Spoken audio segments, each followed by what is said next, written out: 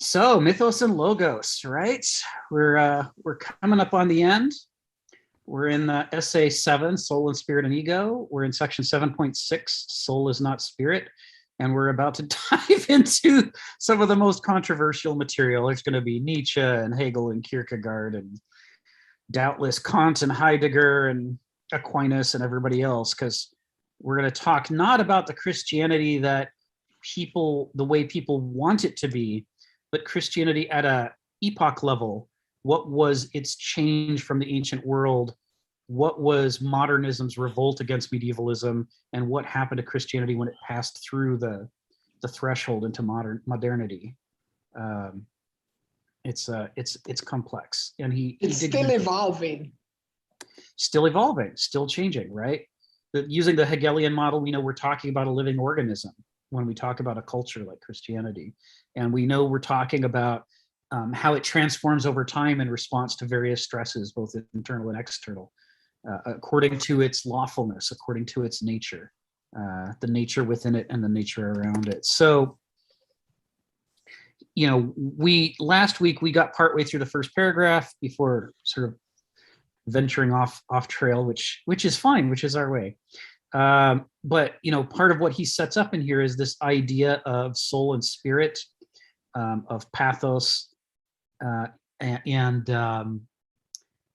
praxein. So he wants to talk about the way that medieval Christianity really rewarded the spread of douloi, the begriff styles of thinking and dualic styles of character were rewarded under the medieval system. Banausic personalities, the use of Verstand was also rewarded, but you had to get into the hierarchies in order to be able to play those roles. If you wanted to be a Banausos, but you couldn't land yourself a position anywhere, you were fairly oppressed, which was part of what made the revolution of modernism happen. That people wanted to conduct trade. They didn't want to be taxed by the king arbitrarily. They didn't want to pay taxes to cross a bridge. There was everywhere they turned to try to do trade, they were hemmed in and hampered by the existing structures, which is one of the things that drove the revolt into modernity. But there were roles for Banausoi, for people to engage in Verstand. And a lot of it had to do with the hierarchies of the church, as well as the political hierarchies, where there's social climbing, where there's systems, where there's laws. That's where Banausoi could thrive. That's where Verstand would be rewarded. And so you get this curious form of reasoning that happens in the Middle Ages, where on the one hand, what you'd like to do is reason freely. If you're a Verstand person, you want to be able to explore your systems and expand them. But on the other hand, there is that saying, either it agrees with the Bible, in which case it's redundant, or it disagrees with the Bible, in which case it's heresy. And not everybody imposed that, but some people did. In some places, that was the level of restriction that was placed on free thought. And so you ended up getting this hybrid mode of thought where the conclusion was foreordained, and you were allowed to reason as freely as you liked as long as you reached the right conclusion. One of the places that, we talk about that in science, that's where we teach it the most to moderns, when we say that the medieval era had these problems. But a place that you can actually see it more clearly is in axiology. If you do reading about, from medieval writers talking about ethics and morality and right and wrong, the virtues and the vices, what you find is that they have borrowed a schema of virtues and vices, partly from the Bible and partly from writers like Aristotle, and especially later on Cicero and others. And those conclusions are the conclusions that a medieval writer is supposed to arrive at. And so when he's talking about right and wrong, he has to agree in the end with that list of virtues. He can't have other virtues unless there's somehow a subdivision of the ones that you're supposed to reach at the end. And he can't, in the exploration of the virtues, disagree fundamentally with the authorities, or else he gets himself into trouble. If he says, for example, Aristotle is wrong about magnanimous, it's not the thing that he says it is, well, he's going to get massive pushback, and it might go all the way up to the Pope. I mean, you can get excommunicated, you can get executed. There was this there was this fine line you had to walk. So, but, oh, go ahead. Which is much the same today in many areas, though, isn't it? Well, yes, this is one of the things moderns don't like to talk about is modernity is medievalism with a few changes. The changes are big changes, but everything that we didn't change came through from the medieval era.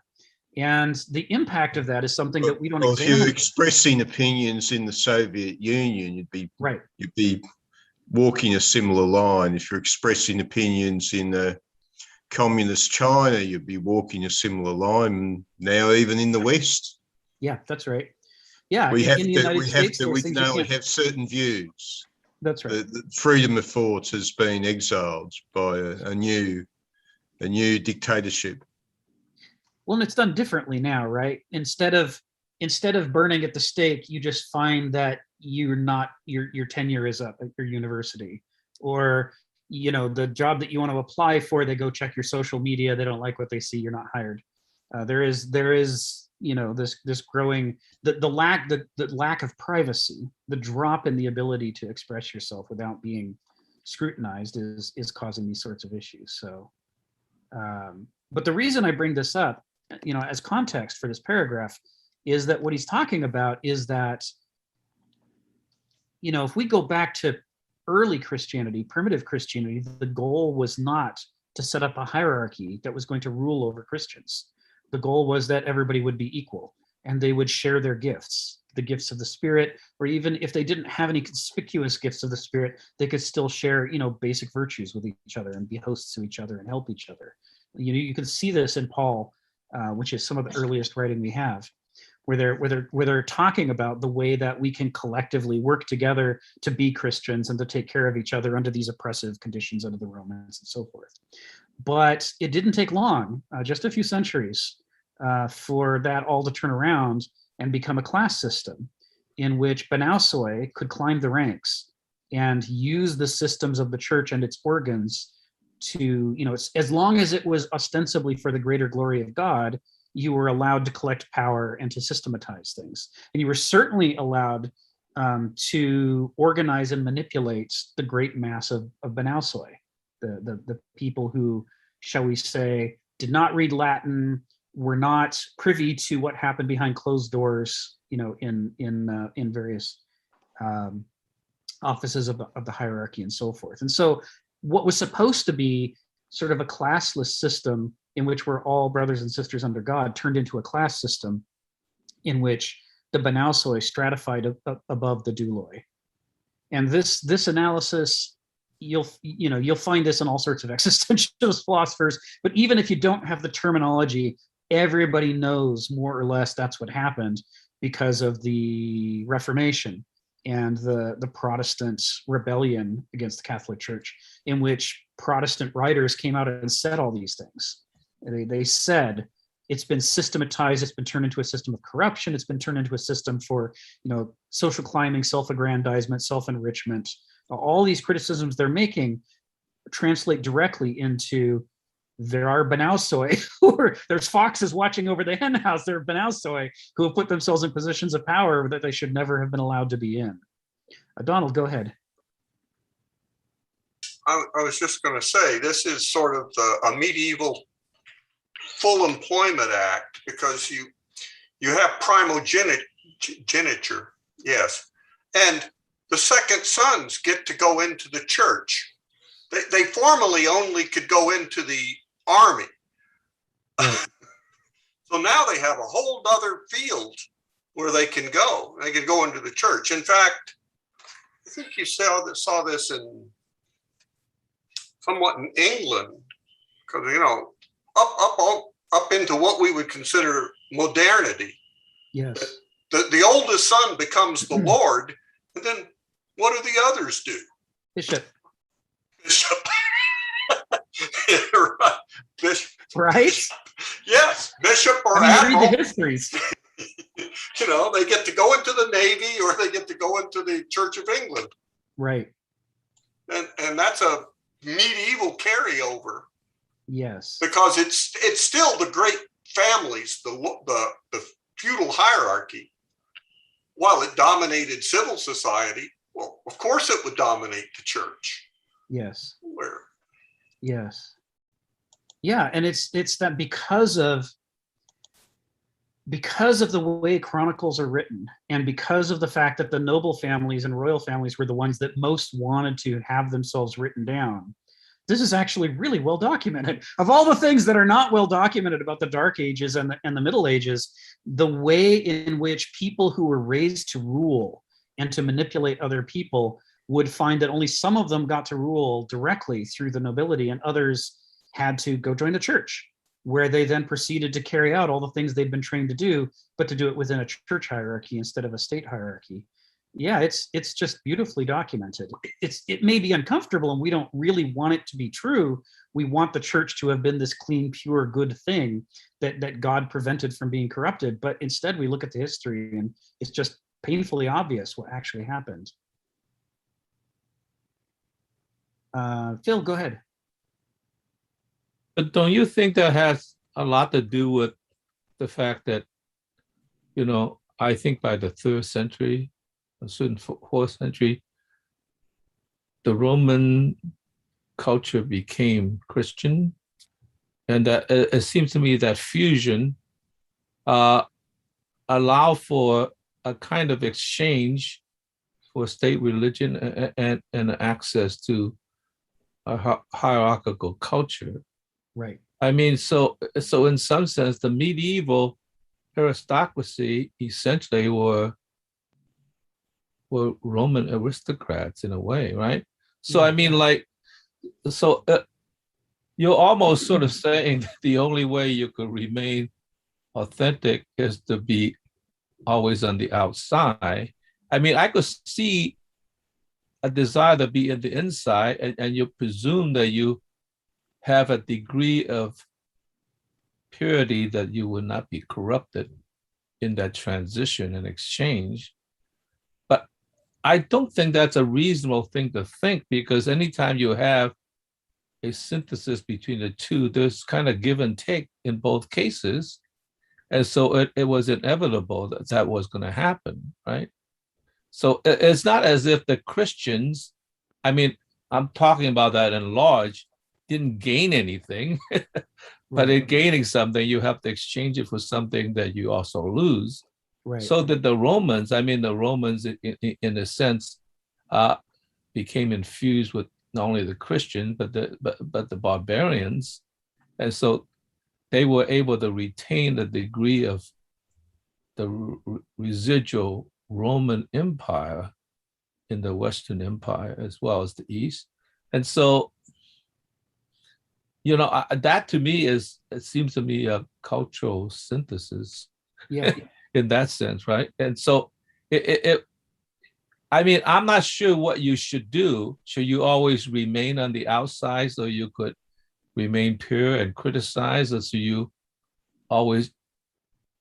you try to integrate and be part of the inside and hopefully change the inside system, and in that sense be transformed, or what I might call bought off by the structure itself. So yeah. I'm not quite sure. I mean, if evolution is going to take place, I guess it could take place by purely conquering the other, and that's it altogether. But in any kind of transformation, it seems to me there's at least a degree of exchange taking place. That's right.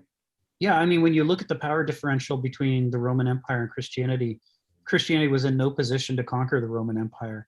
They had to take a different route. And when you think about the difference between having the Roman armies pointing their swords at you or pointing their swords at anyone attacking you, it's clear why they would think the latter was an enormous improvement. And saying, yay, we're now part of the empire, we're protected by the empire, the soldiers are Christians, we're all one big happy family. It's a lot better than having people executing us for being troublemakers all the time. It must have felt to them like an enormous step forward to have this whole empire say, okay, we'll be Christians, we're gonna do this now. You can see why they would take the deal and say, this has got to work out well. Well, I think about a month ago, I went to, well, electronically do a lecture by some, I guess, Roman medieval scholars.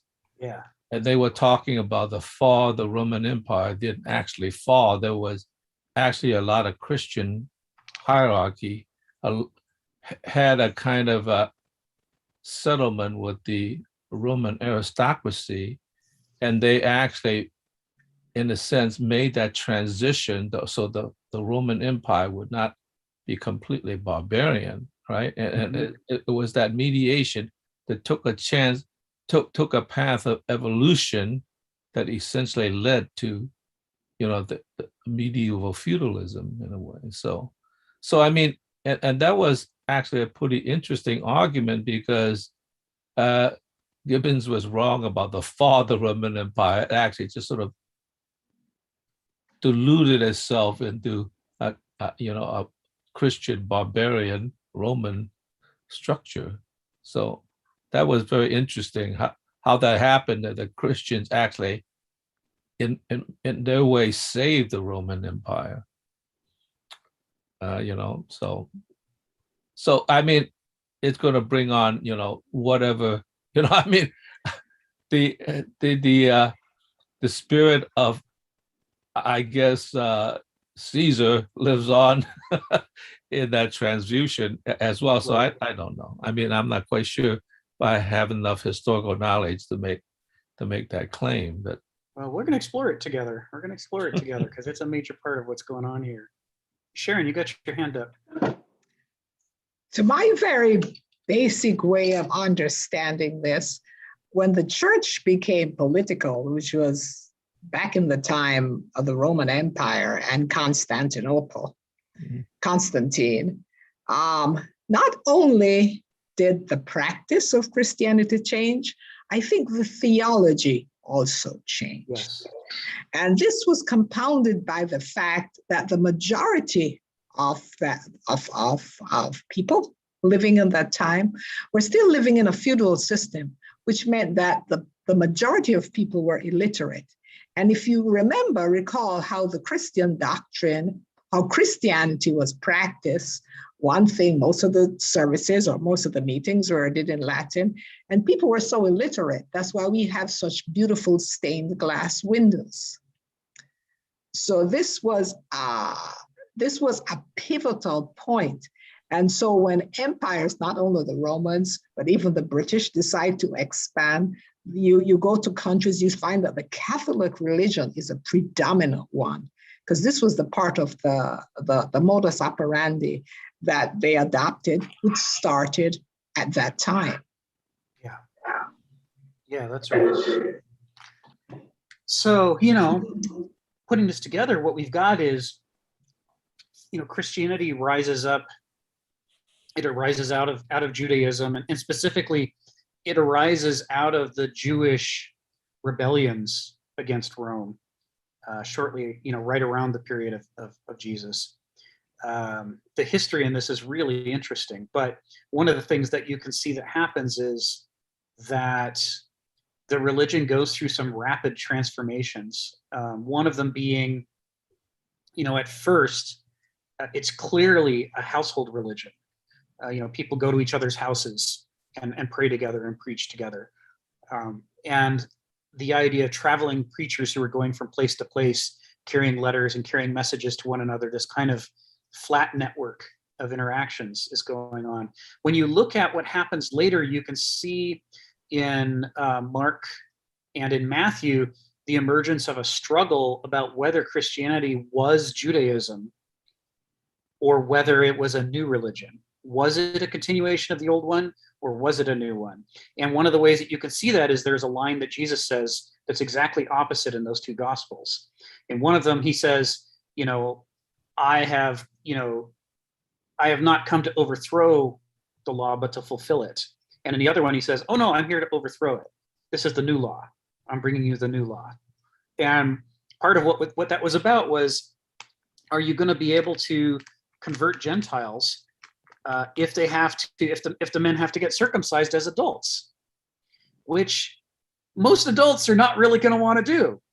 But if it's a Jewish religion, and you convert as an adult, you have an obligation to God to go get snipped. And so there was a power struggle for that and other reasons. There was a power struggle in the Christian religion in the late 100s about, which was it going to be? It couldn't be both. It had to be one or the other. Because, if you made a promise to God and it's a binding promise, you have to do it. But if you didn't have that binding promise, then you don't have to do it. So which is it? So this is happening at the same time that Jews are getting in a lot of trouble around them because they're fighting back against the Roman Empire. They're attacking depots. They're knocking over supply lines. They're basically trying to free the Jewish people from the Roman Empire through direct, you could call it freedom fighting, you can call it terrorism, depending on whether you're pro-Roman or anti-Roman. But whatever the case is, there was a lot of violence then. It's been written down, captured in a number of references. So we know that this isn't just Christian propaganda. There was a lot of fighting going on. And the Christians, considering whether or not they were Jews, one of the things that they were thinking about is not just, do we have to obey all the law or not, but also, do we want to be on the receiving end of Roman retribution along with the rest of the Jews? Or would we rather say, oh no, we're a separate group. We had nothing to do with that. When you're looking to kill somebody for knocking over a supply line, don't talk to us, go talk to the Jews. And there's some interesting historical analysis that suggests that a great deal of the anti-Semitism that became sadly a feature of Christianity happened during this period specifically so that Christianity could differentiate itself from Judaism and say, we're not responsible for all those things that are happening. Don't attack us. We're the nice ones. We're the peaceful ones. You can trust us. And there's a direct line from that line of argument to Constantine saying, now, which is easier for me to govern as Roman citizens? Would I rather govern a bunch of Roman citizens who believe, freedom or death, that they would rather, fight to the death to be free? Would I rather govern a bunch of Roman citizens who, when I tell them to do something, they say, okay, we're not going to fight you because fighting is not our way. We don't do that sort of thing. There is this interesting schism that happens within Judaism where Christianity buds off for several reasons. All of, when you look at them, each of these reasons is powerfully compelling. If you were there at the time, these are real struggles you'd have, ethically trying to decide what to do about it because, the stakes were so high. But you could sort of see a path by which Christianity kind of buds out and separates away from Judaism for a variety of reasons. And once it's done that and positioned itself as the non-violent religion, the religion that says, render unto Caesar what is Caesar's, you can see why a Caesar might say, I kind of like these guys. So they're governable. It's possible to make a Roman Empire out of people like this. So maybe I should embrace that more closely. Phil and then Ginny. Go ahead, Phil. Yeah, I when I was younger, I was always mystified by the position that St. Paul had in the church, because he was certainly not one of the original disciples.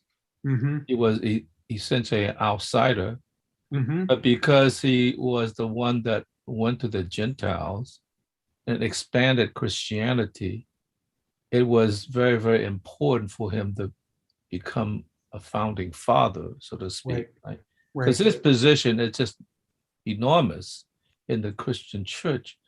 And it seems to me, as you said, that made it more acceptable to the Romans.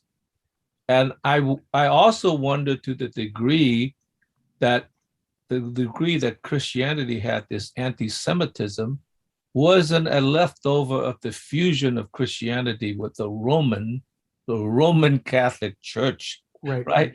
That in a sense, it sort of adapted to a certain degree, that degree of animus between the Romans and the Jews, because the Romans really did hate the rebellious Jews. They sort of spread them out, like sent them elsewhere. Yes. And the Jews were no longer a cohesive group because they were 12 different tribes sent all over the place. So I kind of think that aspect of it had a lot of Roman embedded into it. And when the Christian church became the Roman Catholic Church, it just seems to continue that sort of thing that it took a long time, and it's still not. The diffusion where the original religion came from, which is sort of interesting. So Rome has its sort of like residue all over the place in that sense. Yeah, you can see why the medieval church would focus so much on being the heirs to Jesus, that they are following his teachings, that he is the moral authority and the theogonic, religious authority. But at the same time, you can see how after that transformation, we're really talking about a different religion. It really is the child of the Roman Empire, like you're saying, and the early Christian church. It's become something new. It's transformed itself. And of course, later under modernism, once the Protestant revolution happens, and people rebel against the idea that there's a single authority that can tell you what Christianity is, once they start exploring for themselves what they want it to be, in the modern era, you've even got people going back to the old house church movement and trying to focus on, a flat, non-hierarchical relationship to God. But for a long time, it has that model of the empire in the way that it's structured. And when you look at the history of the Middle Ages, especially the deal that was struck between the Pope and Charlemagne, you can see how the church not only retains a bunch of the structure of the Roman Empire in itself, but it wants to partner with a Christian secular empire that will work side by side with it and be subordinate to it, which is why it's the Pope that crowns Charlemagne to say, "You're emperor under us, under the authority of God." They want to kind of build a military power like the Roman Empire, but have it serve the church, which itself is still, as you say, retaining a bunch of the structure and values of the Roman Empire. Ginny and then Sharon. Go ahead, Ginny. Yeah, I'm sorry, Rick. I want to go back to what you said earlier, just a little tangent of what you said earlier, is the circumcision. I've been wondering for a very long time, for many years.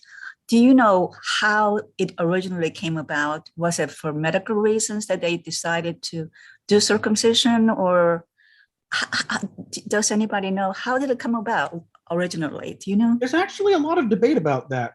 You can find people who will say it's for religious or for medical reasons, and maybe, but there's also longstanding practice, especially among religions of a certain age, in marking yourself physically to show that you have taken up the covenant with God, so that there is an inescapable evidence that you belong to God. You've given something up. And you see it with clergy, with the tonsures in the Middle Ages. They want their head and their hair to be visible from a distance, that they are not like other people. And so there's some level at which the point of the circumcision was, to make a pact with God that's right into your very body. Now, it's one thing to have that happen. And I'm sure originally they didn't have an anesthesiologist to the. No, that's right. So it's one thing to have that happen when you're an infant, but if you're an adult and you're saying, "Do I want to be a Christian?" I mean, it sounds good, except for this part. You can see why Paul was saying, "Look, guys, I think we should really let that go," and say that that's not necessary. Well, I'll tell you, it pained me to see my baby going through it. Anyway. Yeah. Sharon, go ahead. I think that circumcision comes out of the book of Leviticus, which is Jewish law. Yes. Where the Jews laid down certain bodily practices, for want of another word, that you had to adhere to if you want to if you are going to be a Jew. And I think if you look at a subsect of the Jewish faith, like the Hasidic Jews, they take that to the extreme. Well, I shouldn't say to the extreme. They practice according to the book of Leviticus, facial hair, etc.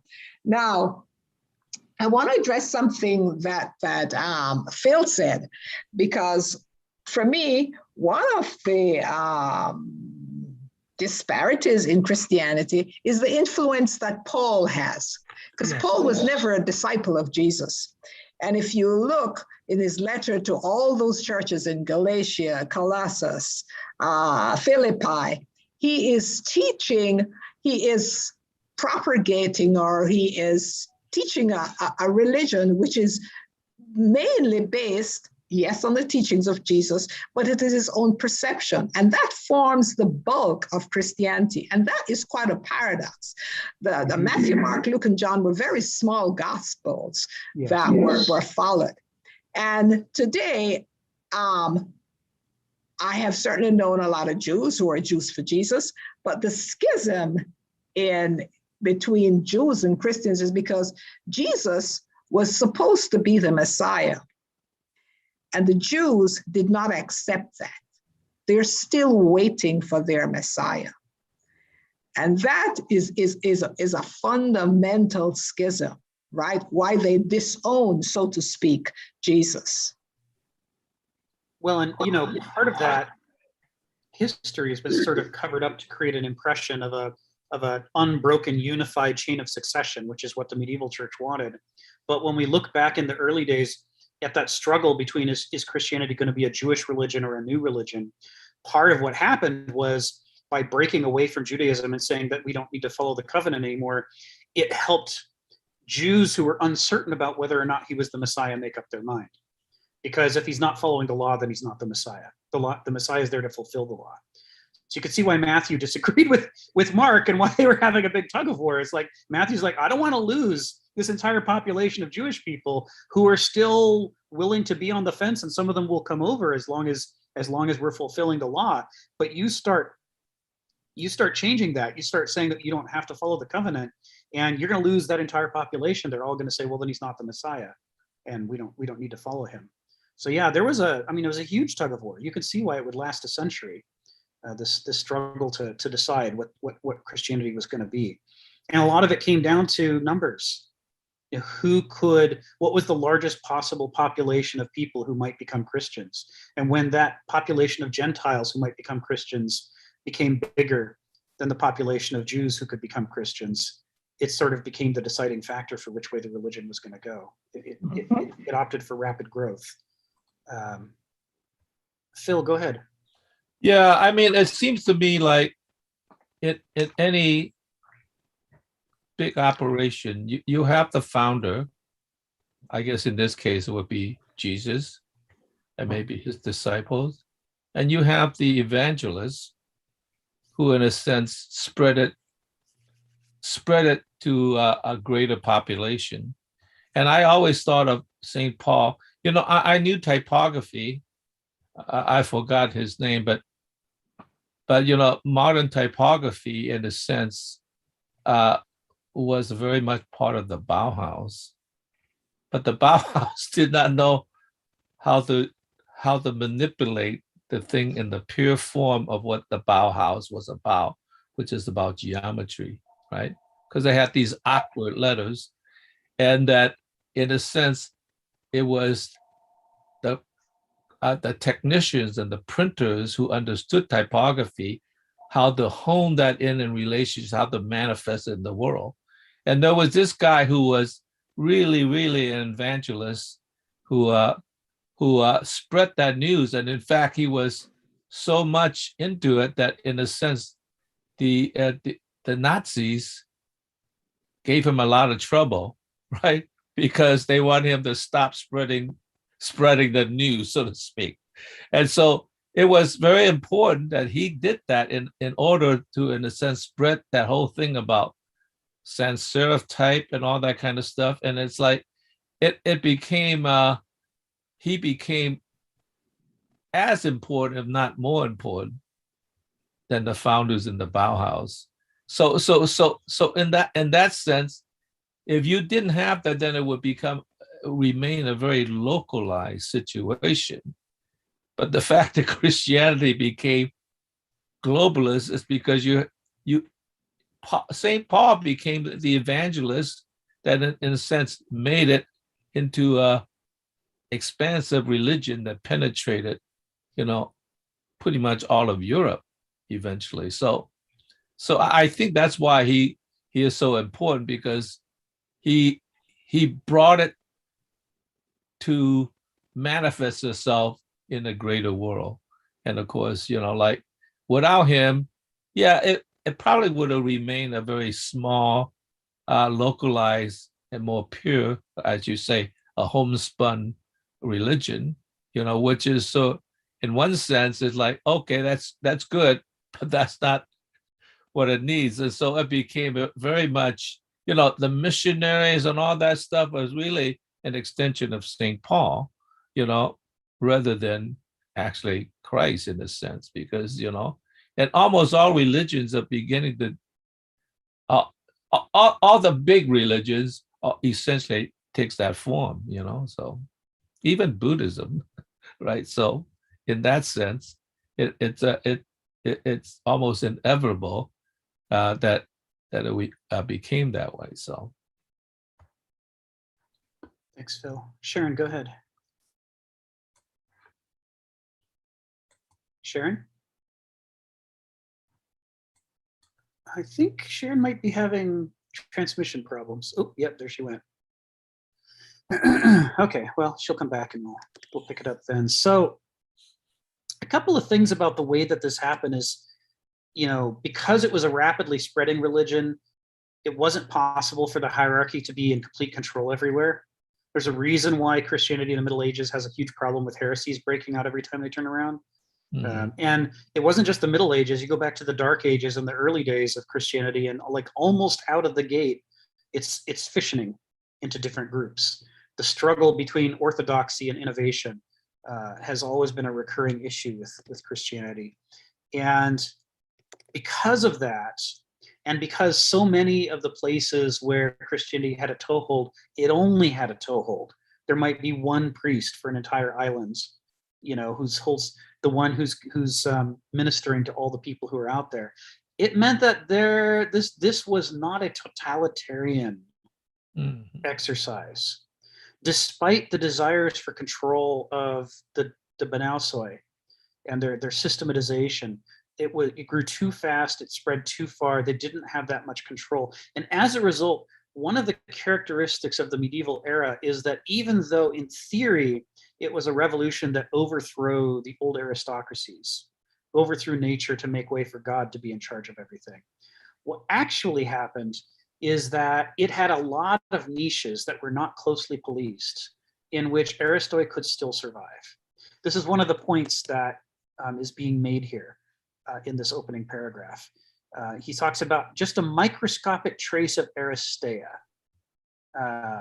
And he says even a little bit of it was capable of creating profoundly unsettling or iconoclastic insights into the actuality that both of the castes that dominated medieval Christianity stood in violent antagonism or contrariety over against the very concept of spirit. Spirit is an heuristic endeavor. Spirit is Vernunft in action. And neither Douloi nor Banausoi possess Vernunft or even believe that it can exist. Douloi believe in Begriff. They believe in their immersive experience, the pathos of life, that things are the way they seem to be. And Verstand, believe in systematization and rationality and thinking and planning. They believe in the alienation from the immersion in life and the creation of systems of order. And both of these, as we've talked about, are finitizing and they resist Vernunft. But the whole premise of the medieval Christian framework was that we were trying to reify, God's intentions upon the earth. We were trying to overthrow the city of man and replace it with the city of God, to use Augustine's terminology. We were going to finally solve the problem of corruption by having no middlemen, between us and God. God would directly tell us what to do, and that's what we would do. And the premise was that the hierarchy of the church would be empty vessels who would be filled with God's intentions and then distribute it to the larger population. And all of this makes sense as a framework if you believe in an omniscient, omnipotent, omnipresent, all good God who wants this to happen, right? Because if he has all that power, then he could just make it happen. It could just happen. All you have to do is stop resisting and let it in. And we could finally have paradise on earth by all conforming to what, the all-knowing good God wants us to do. That there's a reason why they pursued this the way they did. It all hung together as long as you accepted the premises. And in fact, after the hideous corruption of the Roman Empire, it was frankly alluring. Anything but what they had just gone through, right? You read about, people know about Caligula to some extent, but you should, there's plenty of other examples of the corruption of the Roman Empire. You can read about Commodus, Marcus Aurelius's son, who became emperor, who was another real piece of work. But even beyond that, just everyday ordinary corruption, like the governors of provinces in Rome, who were supposed to be governing and administering, but instead were looting and taking home all the goods to be rich after they were done. There's a reason why Christianity was a revolution against this mess. Because nobody could stand it anymore. They hated it so bad. One historian that I've read says that, to the extent that the Roman Empire could be said to fall, the cause of the fall is that after a while, people hated the corruption of the Roman Empire so much that they didn't care if it fell. Barbarians coming in could not be any worse than what they were already enduring under these despotic, greedy, completely corrupt governors who are betraying the Roman ethos in every respect. So the result of all this is that they're attempting to spread the word of God as fast as they can. They're attempting to spread what they thought of as peace, as a brotherhood of man underneath God as fast as they could. And it meant they didn't have time to lock everything down. And as a result, the medieval era is characterized by a certain amount of aristeia. And you see outbreaks of aristeia happening all over the place when you study the history of the Middle Ages. People will arise, with ideas that are revolutionary ideas for how to make a better world that, sometimes it aligns with what the church wants. And then they often end up, becoming saints later. But frequently it doesn't. And they end up being declared heretics, and the church has to fight against them to stop their ideas from spreading, because their ideas are so compelling and interesting that if the church doesn't actively send in people to stamp it out, it might replace the church. This idea of people who can come up with these brilliant, infectious visions of a better world that are superior to the one that's being spread, and that's happening over and over the course of 1,000 years. It sort of indicates, the presence of Aristoi. One of the ways Aristoi are present is that things are not going according to plan, and that some of the alternatives that are being presented are drastically better than what the norm is supposed to be. But the problem is, if you're going to have a population of Aristoi like that, they're going to talk to each other as well as talking to other people, and they're going to critique the existing structures in a way that the existing structures would prefer not to be critiqued. They're going to see through fake piousness of Banausic hierarchies and see the ways in which those hierarchies are self-serving, and then they're going to point it out to other people, and that notion that the system is corrupt is going to spread. This is one of the reasons why there is this relentless struggle with whatever resources they have available, which isn't enough because they're spreading so fast. There's this relentless struggle to try to stamp out these heresies. The heresies, if you've spent much time reading about the variety of Christian heresies of the Middle Ages, it's very interesting reading. There will be things that are merely theological differences, like there's a lot of arguments about exactly the proportions of God and man within Jesus? Or when was he God and man, or was he both at the same time, or was it one spirit that partook of both natures? Or there's like a wide variety of ways that this can be stated. But in addition to that, they will also have critiques of the way things are done in the church and be proposing alternatives for, we should do it differently because that's what God wants us to do. This is all very heuristic to be doing. And this is what he's talking about here. He's basically saying, we talk about the dead letter that killeth the spirit, right? When organizations follow the letter of the law and betray the spirit of the law, this is what heuristic heretics are critiquing during the Middle Ages. Is they're critiquing the ways in which the promises aren't being fulfilled. People are doing the letter, but they're not bringing the spirit to life. They're not thinking in a vernunft way about the principles at stake and how to reconcile them and resolve them. So this is what Kenneth's talking about here. Phil and then Ginny, go ahead. Yeah, the way you frame that, this is just brief, reminds me so much of the manifest history of communism, because isn't the dictatorship of the proletariat supposed to fade away? It's just the temporary middleman that is going to activate the purity of the system. It just seems like, wow, maybe it does have a kind of tradition, maybe a subconscious tradition from the Eastern Orthodox Church. I don't know. It just seemed very interesting the way you framed it.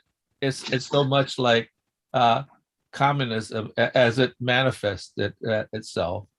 So that's all I want to say in that regard. So it's interesting. Yeah, you're right. There's some historical repetition going on with the whole, everything's going to be wonderful, but first we have to do this other thing, and it'll all work out. It'll just wither away.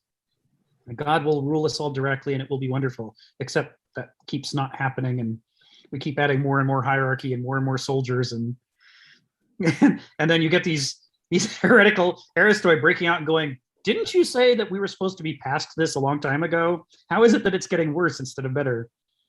Ginny and then Sharon. Go ahead, Ginny. I mean, men, universally men, have not really evolved much. I mean, talk about corruption. Think of all the countries throughout the world, even today, that are dealing with some level of corruption, some more so than others, even in America. Yeah. And so I guess men just don't know how to evolve and move toward enlightenment, huh? Anyway. Well, our history has changed much. Our history is the history of a particular branch of humanity. It's culturally.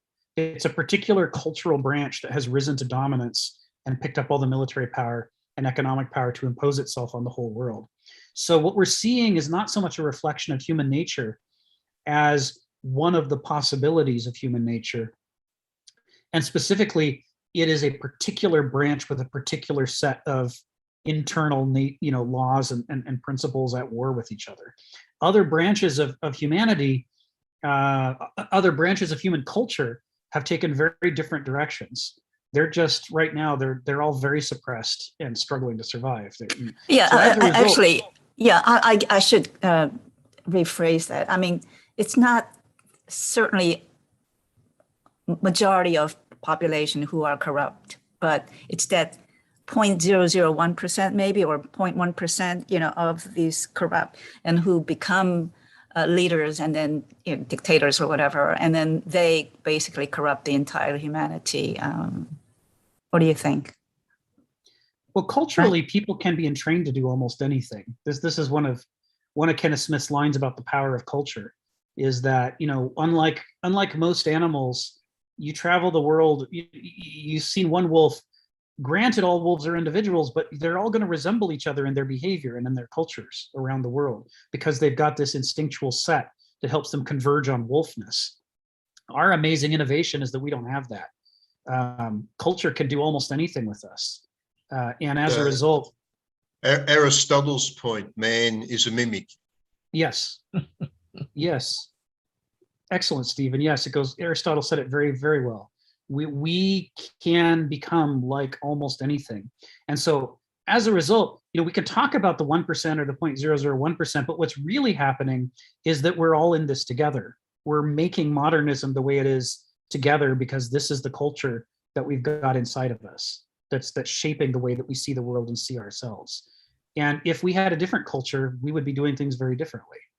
But despite all the attempts throughout history to directly impose cultures based on what people like, the truth is, as Hegel says, you can't just teleport out of the culture you're in and into some new culture.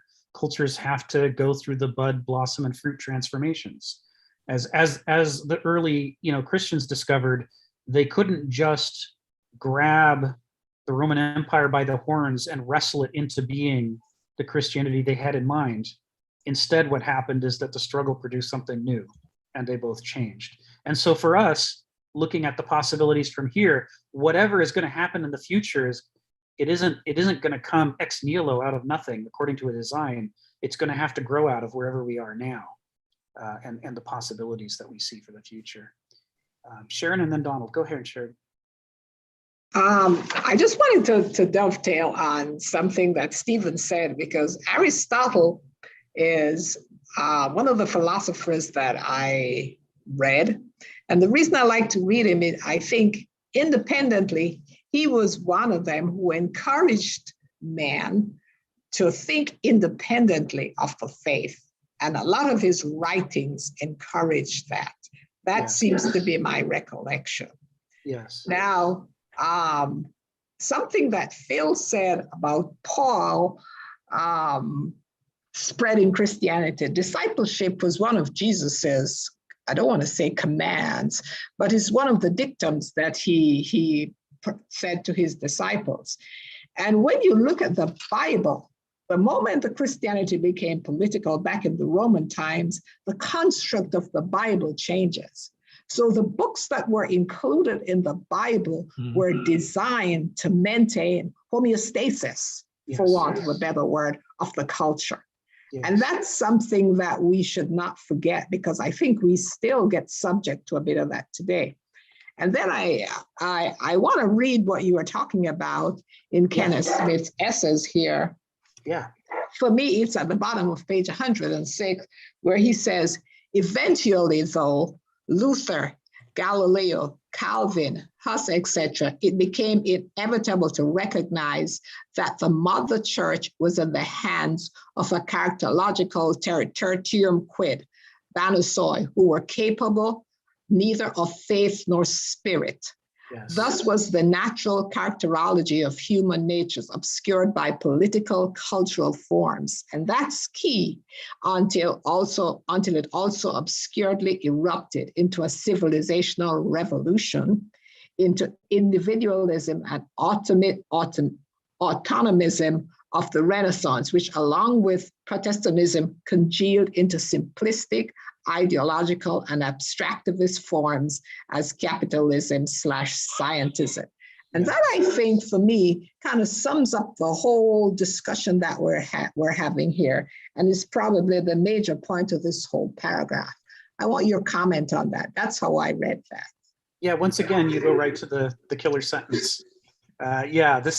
This is where he brings it together. He's basically saying that under the promise of eliminating the hierarchies of the Roman Empire, the medieval era instead incubated a new style of hierarchy that didn't feel constrained by nature, because the medieval revolution was about overthrowing nature and having only God on top. And it incubated these kind of nihilistic systems of control and organization that eventually got tired of the constraints of pretending to be about God, so that when the modernist revolution happened, they threw that off and said, you know what, it's just going to be science now. We're just going to do math and science and capitalism. We're going to organize things, and we're no longer going to have to arrive at foreordained answers. We can arrive at whatever answer our systems tell us to arrive at. And so systematized thinking was gestated in the hierarchies of the church, and then erupted in the modernist revolutions into being the rulers of the world now.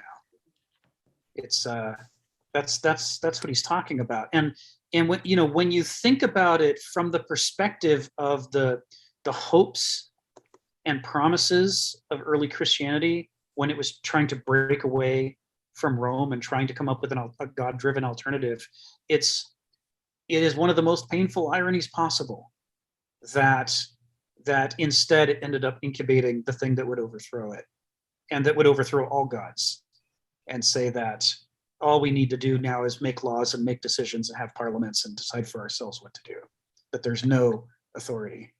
One more thing, I'm also impressed with how Kenneth Smith assigns the characterology types to the evolution of the church. Because a couple of weeks ago, I asked the question, if in the culture, and certainly the culture in which we live now, can we identify the characterology types that is the main driver, that's controlling the narrative or not controlling the narrative? Yeah. That's where this all gets really interesting. They're tracing through the way in which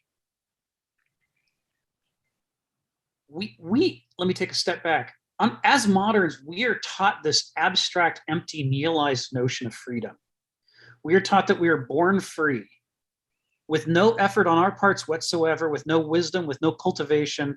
We just magically are free, and we're infinitely free, and we can be anything that we want to be. And, all the ancients, even Aesop, writing for peasants in the ancient world, knew that your wants imprison you. But the premise of modernism is that your wants set you free. And you can do anything you want to do.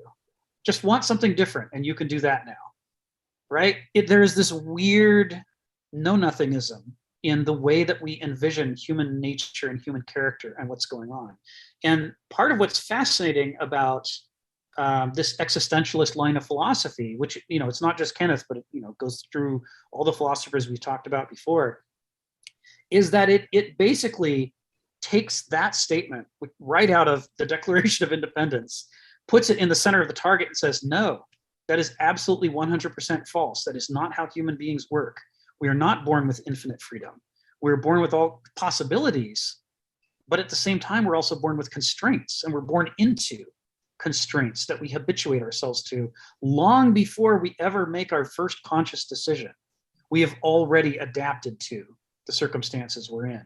And so as a result of that, this existentialist line of philosophy argues that you can't understand psychology or cultures or history unless you understand what the lawful potentiality is within the human mind. Because what's within the human mind manifests as different characters, which manifests as different choices in life, which manifests as different cultures that people who make those kinds of choices make, which manifests as different struggles in history. When the downsides of one dominant caste eventually intensify to the point that they become completely unacceptable to all the rest of the people, and then there has to be a break.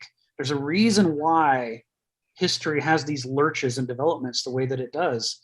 And a lot of it has to do with this struggle for people to try to do what they feel right doing without actually exploring why it feels right to them. All right. Okay, your example of the American Constitution is very idealistic, and it suits advertisers. Advertisers want to sell us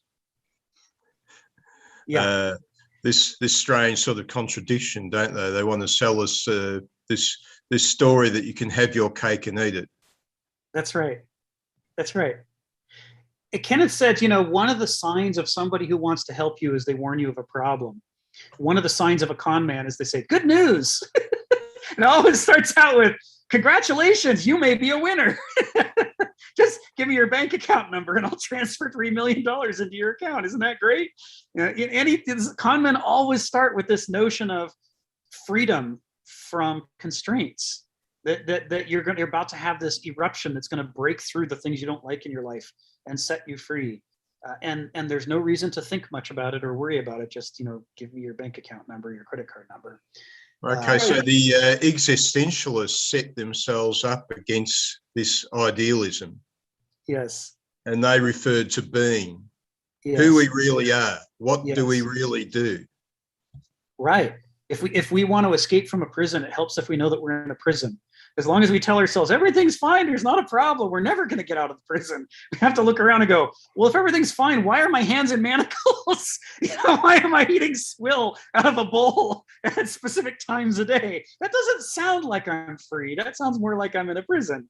And, I'm put in mind of, in the early 20th century, there were two big classical composers who were world famous, and one of them was Mahler, and one of them was Sibelius, and they were taking very different approaches to classical music in the first half of the 20th century.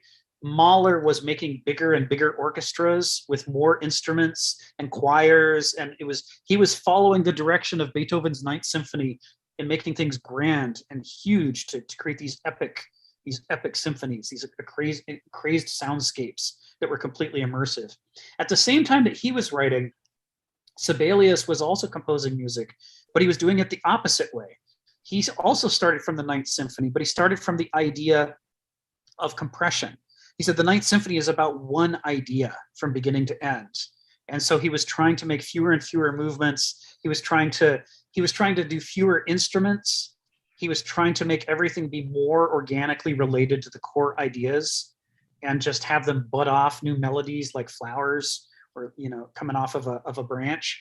And so the two of them knew about each other, and they knew that they were taking different approaches, and they knew they were both deadly serious about their music, and they were trying to do the best they could. And they were trying to figure out, people would interview them and say, do you like your music better than so-and-so's? And they were trying to be respectful to each other. Sibelius summed it up once saying, Mahler serves these amazing drinks, the likes of which nobody's ever had before. And I'm trying to get people to enjoy absolutely pure water. There's nothing in it but just water. It's just and it reminds me of the way the existentialists are like, yeah, I know there's all these guys promising you everything, but we've come along to promise you nothing. And in fact, to tell you that things are actually pretty awful and your life's a mess. But maybe if you listen to us, you'll eventually figure out how to turn things around. Nobody wants to hear this. It's like, why would anybody choose this over all the beautiful advertising that promises you the world? That's the problem of modernism. We've all been told that our wants set us free, and we want to feel happy. So why would we listen to an existentialist philosopher? So yeah, it's a it's a challenge. But this is what Kenneth says. That some people will never get to this point, but some people will get to the point where they're tired of being conned. After you've been conned out of your life savings 4 or 5 times, eventually you start to go, one thing I'd like is to not fall for another con. I'd like to know who's conning me and why, and stop falling for it. And he says that's the point at which people start to get interested in existentialist philosophy. Is when they're like, enough of this. This sucks. Donald, go ahead. Well, I would like to say some things along the line of Sharon. She was, I think, hit one of the critical things here, but I think to some extent, Pericles had it right pretty much at the beginning. Having acquired this empire, it'd be very dangerous to let it go. Mm-hmm. And I think having acquired the church, whatever group that might acquire the church or create the church, the original church fathers, just like perhaps the original founders, the founding fathers of the United States or of other countries, they found something. It leads somewhere, some sort of imperial structure. Mm-hmm. It's not them, they're dead. Right. But the thing they created stays on. Right. And becomes something else for these power-loving Banausic people who don't dare give it up. In fact, they don't want to give it up. And as she said, I somewhat don't think the church or or governments, when they're originally founded, quite understand the characterological stuff that Kenneth points to. Right. I mean, these institutions, since they have some real authority, that is authority of the wisdom of the people that founded them, the soundness of their arguments, the clarity of their thinking, but these institutions immediately come under attack, not by people externally opposing them, but by people seeing their potential and joining them, working their way up. And this may sound somewhat preposterous, but clearly I think the Catholic Church was very slow to realize that its own priesthood was under attack by pedophiles, people that provide daycare, childcare, that their businesses were under attack by pedophiles. And you say, well, nobody would do that. But if that's your want, your core want, getting through seminary in order to be in a position of trust around your intended victim, well, I think that's a no-brainer. You've got 4 years or so of seminary and a lifetime to enjoy the benefits. You know, I thank you, Sharon. But it's somewhat why eventually we'll get to Kenneth's characterological paper. Yes. You know, because you have to understand the types of people in the world. Yes. Otherwise, you have no idea what to defend yourself against, or what's out there. You can't be, well, I would even say that the aristocracy in Athens, I don't think saw the threat that the rich were able to challenge and undermine their own somewhat hereditary, traditional, but also founded in their cultivation of a particular life and wisdom, was to their city. That money just swept them away. Correct. Right. You know, and all, but I think the thing is, all institutions, if you have any real power, the fact that nobody's trying to take over your institution probably proves that it's meaningless or powerless. Otherwise, somebody would want it. You know, enough. But thank you, Sharon.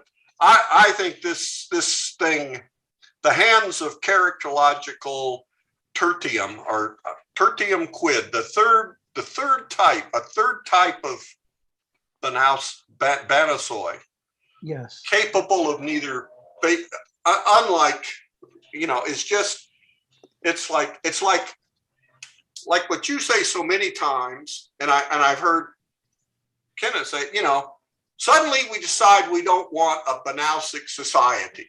We're going to go get these aristic personalities and put them in charge. Well, there just might not be any.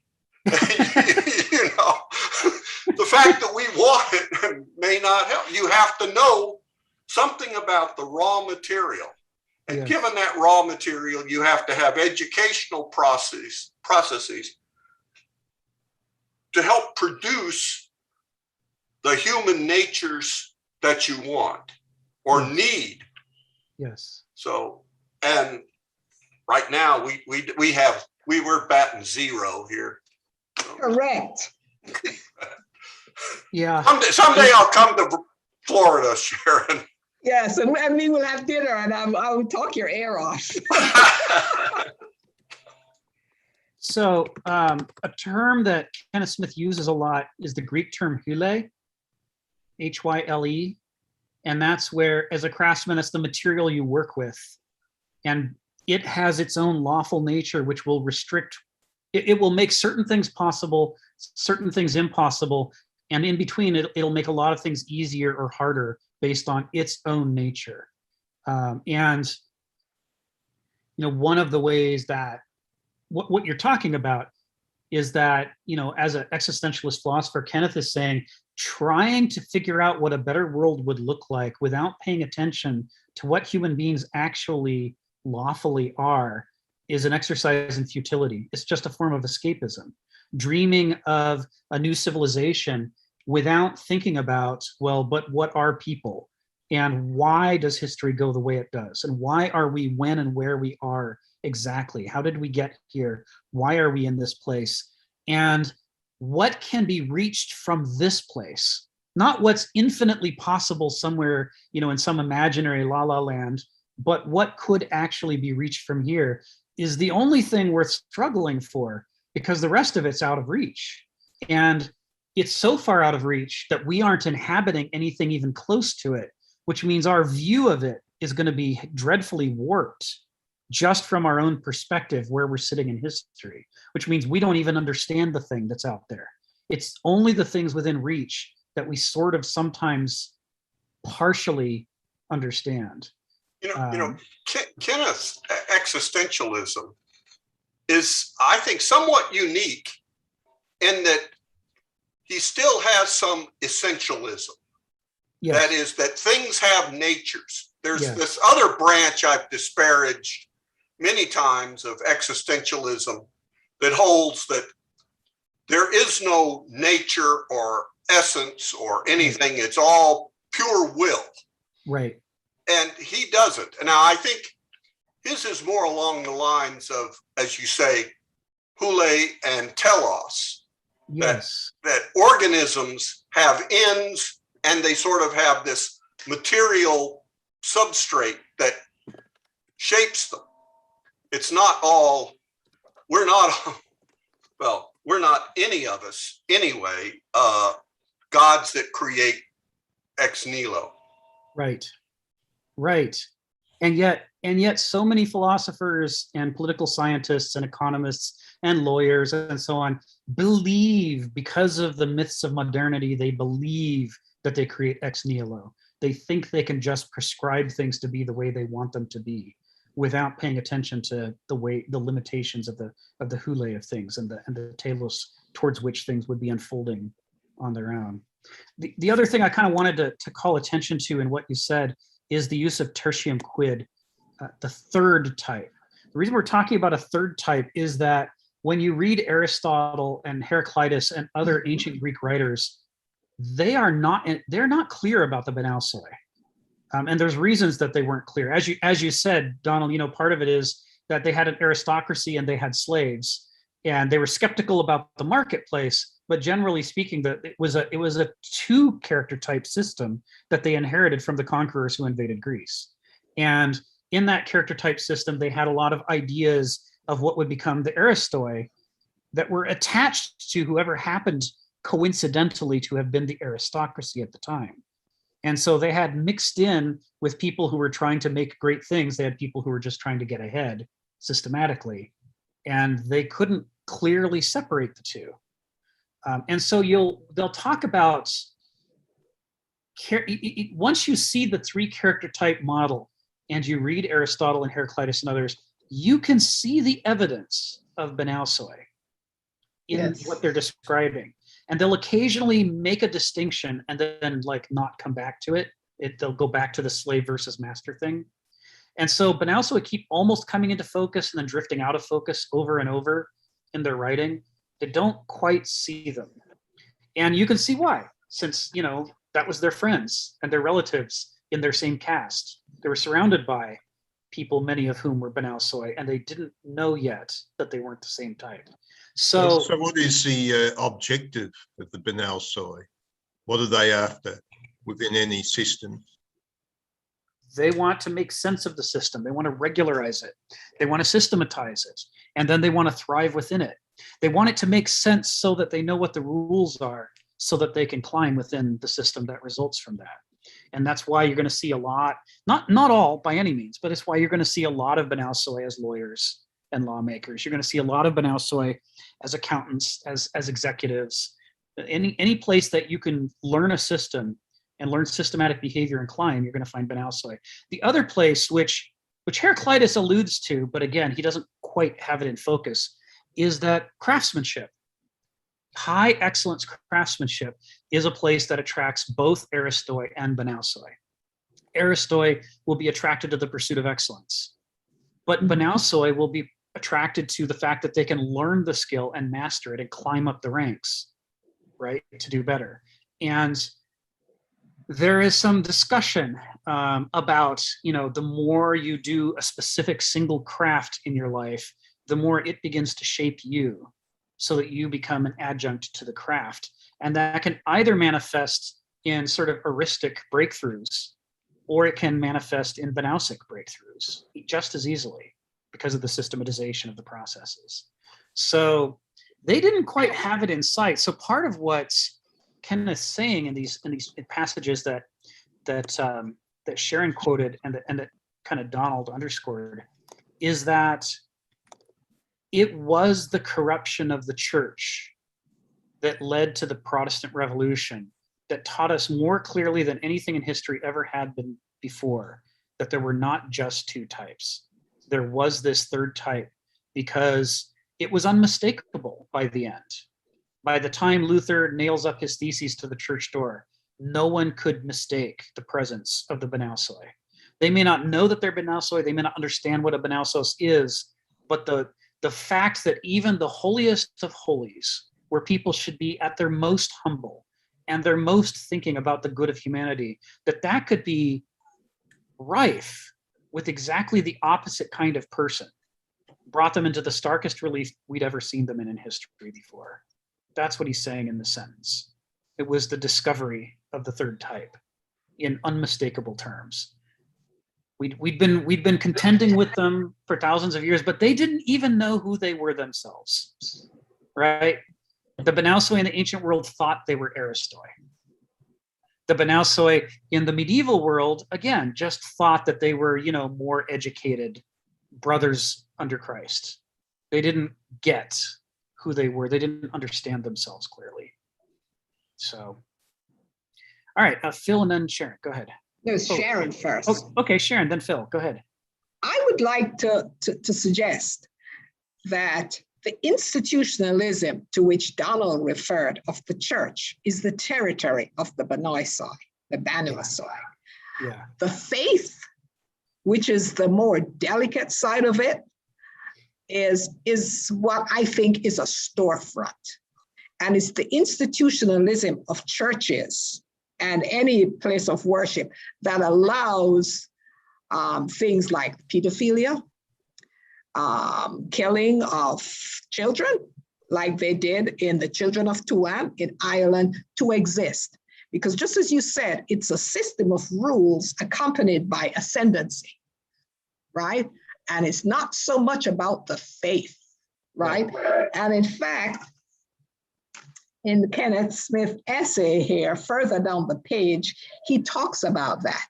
And one of the things I believe that man is in a constant struggle. And I think man, being generic, of course, man is basically evil, I think. The struggle is to be good. And read what this paragraph here, he says, Nietzsche's accusation was that Jesus reared an artistic ethos of stringent spiritual demands and made the mistake of thinking it could be demotic, /populist, /pleasant faith, even though it was profoundly contra-natural. Yes. Truly, the contrast between the Old Testament and the New does show what Nietzsche claimed. The work of Jewish wisdom, in spite of his paternalistic obsequiousness, no Greek god ever told a Greek, thou shalt, has severe and tragic Olympian perspective of human life from the standpoint of eons, if not eternity. But the work that grew out of the Nazarene and Pauline and Augustine peasant ethos, and this is where I think it's key. The good that I would, I do not. And the evil that I would not, I do. Yes. And that, I think, is the challenge. Yes. And the struggle. Yeah, this is the model of humanity that's being explored under a naturalistic existentialist framework. The argument is that not specifically that we're evil. That's a medieval interpretation, because in a medieval interpretation, everything's either good or evil. But rather in a naturalistic existentialist framework, it's that we don't have the control over ourselves we think we do. We are not as conscious and voluntary as we think we are. And we can take pleasure in things that are bad for us and bad for other people. This is one of the ways in which the human species' innovation that made it possible for us to be so smart and to use so much technology to change our world to survive and to take care of ourselves and each other, simultaneously the other edge of that same sword we stab ourselves with and one another.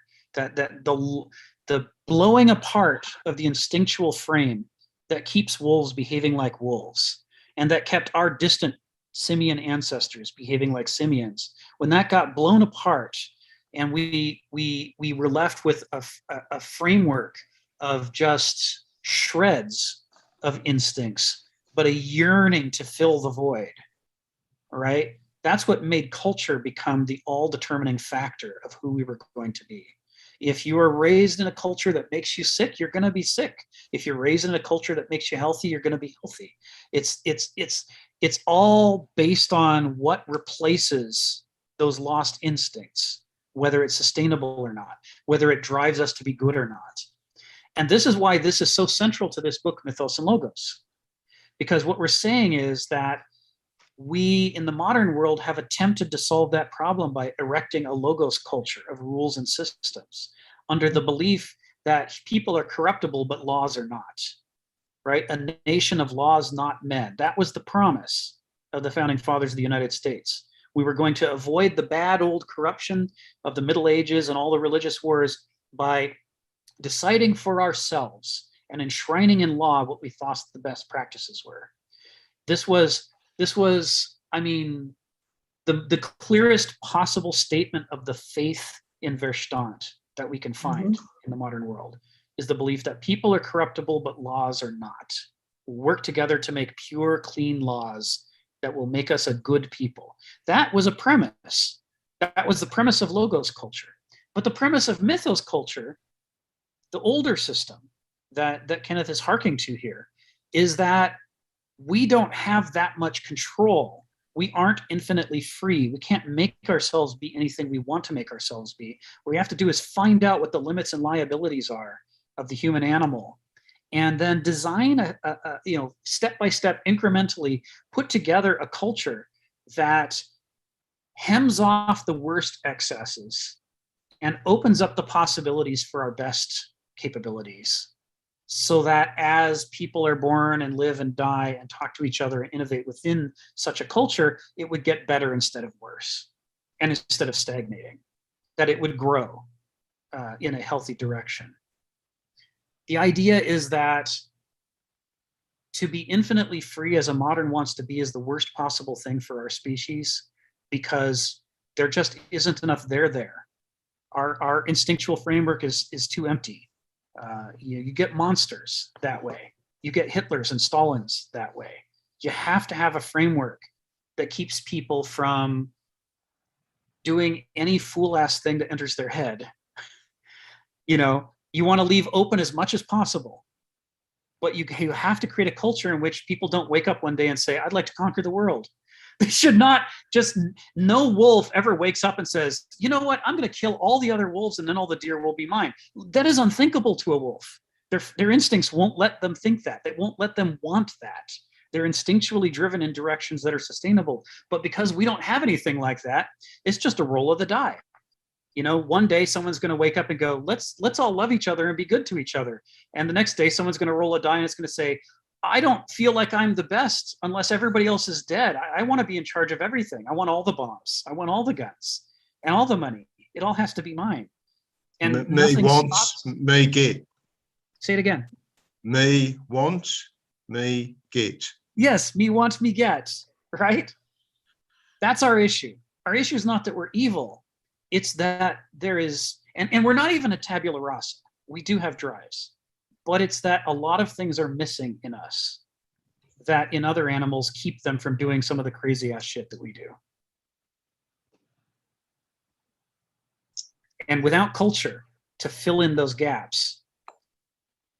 Well, you know, we talk a lot in this about Oedipus and about the other tragedies and how the Greeks tried to use those to illustrate human nature, but they also had comedies, and their notion of a comedy was nothing like our notion of a comedy. I mean, yeah, they laughed at them, but it was, you know, horrible, hideous depictions of the worst excesses of human behavior. That was their idea of a comedy. And they had satyr plays that were full of debauchery. And one famous satyr play has it features the Cyclops Polyphemus, who you might know from Oedipus, Odysseus, right? The one who kept them in the cave and was gonna eat them. And in this satyr play, Polyphemus gets to speak a bunch and talk about his belief system. And Odysseus says, you know, Zeus laid it down as guidance for all of us that we have to be good hosts. We have to take care of the people when we're hosting them. And then that way, when we travel and they host us, they'll do the same. And Polyphemus says, why should I obey Zeus? Zeus can't hurt me. I mean, if he starts throwing his stupid lightning bolts around, I just go into my cave. I don't need to respect anybody or anything. You know who my God is? My belly is my God. He starts patting on his belly and says, you know, if Zeus starts making thunder in the sky to try to drown out my intentions, I just drum on my own belly and drown him out. You know, I can do anything that I want to do. And what I want to do is feed myself, and I'm hungry and you're meat, so I'm going to eat you. And in depicting this, their notion of comedy is a lot like horror. What they're trying to say is, without a culture to guide you to be good, anything is possible, including cannibalism, right? So it's not that we're evil, it's that we're too open-ended. We're incomplete animals. We're generic animals. We don't have big claws, we don't have big teeth. We can't leap as far as the animals that can leap the farthest. We can't run the fastest, we can't fly. Nothing in us is the most except our potential. Are you including like Aristophanes in this group of comedic writers of ancient Greece? Yeah. Well, here's the question that Kenneth asks to follow up on that. He says, how far can ordinary humans, the human, all too human, even desire or understand or discipline themselves to sacrifice for a truly spiritual modus of life and action? Yes. So that's a question, and I think throughout the ages, and we're still trying to answer that question. Yes. Yes, that's right. The one thing that he makes clear is that, you know, different cultures, different societies have greater or lesser successes at cultivating people to be less like Polyphemus and more like Jesus, say, for example. You know, it's the culture has a tremendous effect on not any given individual. You can't, this isn't like psychohistory where you can be a totalitarian and predict and stamp out clones of the kind of person you want. It's more like gardening. You know, if you use the right fertilizers and you water it properly and you don't let it bake in the sun too much, if you actually cultivate the culture, you can create conditions under which more people are likely to behave better and to be more creative and more kind towards one another and have more potential. And you know, he cites the fact that he comes back over to this thing about the Persian king coming to Athens and being frustrated because he can't tell who the slaves are. Because in Athens, the slaves were so educated and they basically lived lives very much like the non-slaves that he couldn't tell who was who. And he felt uncomfortable in a society where he couldn't at a glance see who was the slave and who was the free person. But in Athens, at its best anyway, the goal was to be that the only difference between a slave and a free person is that the slave didn't vote.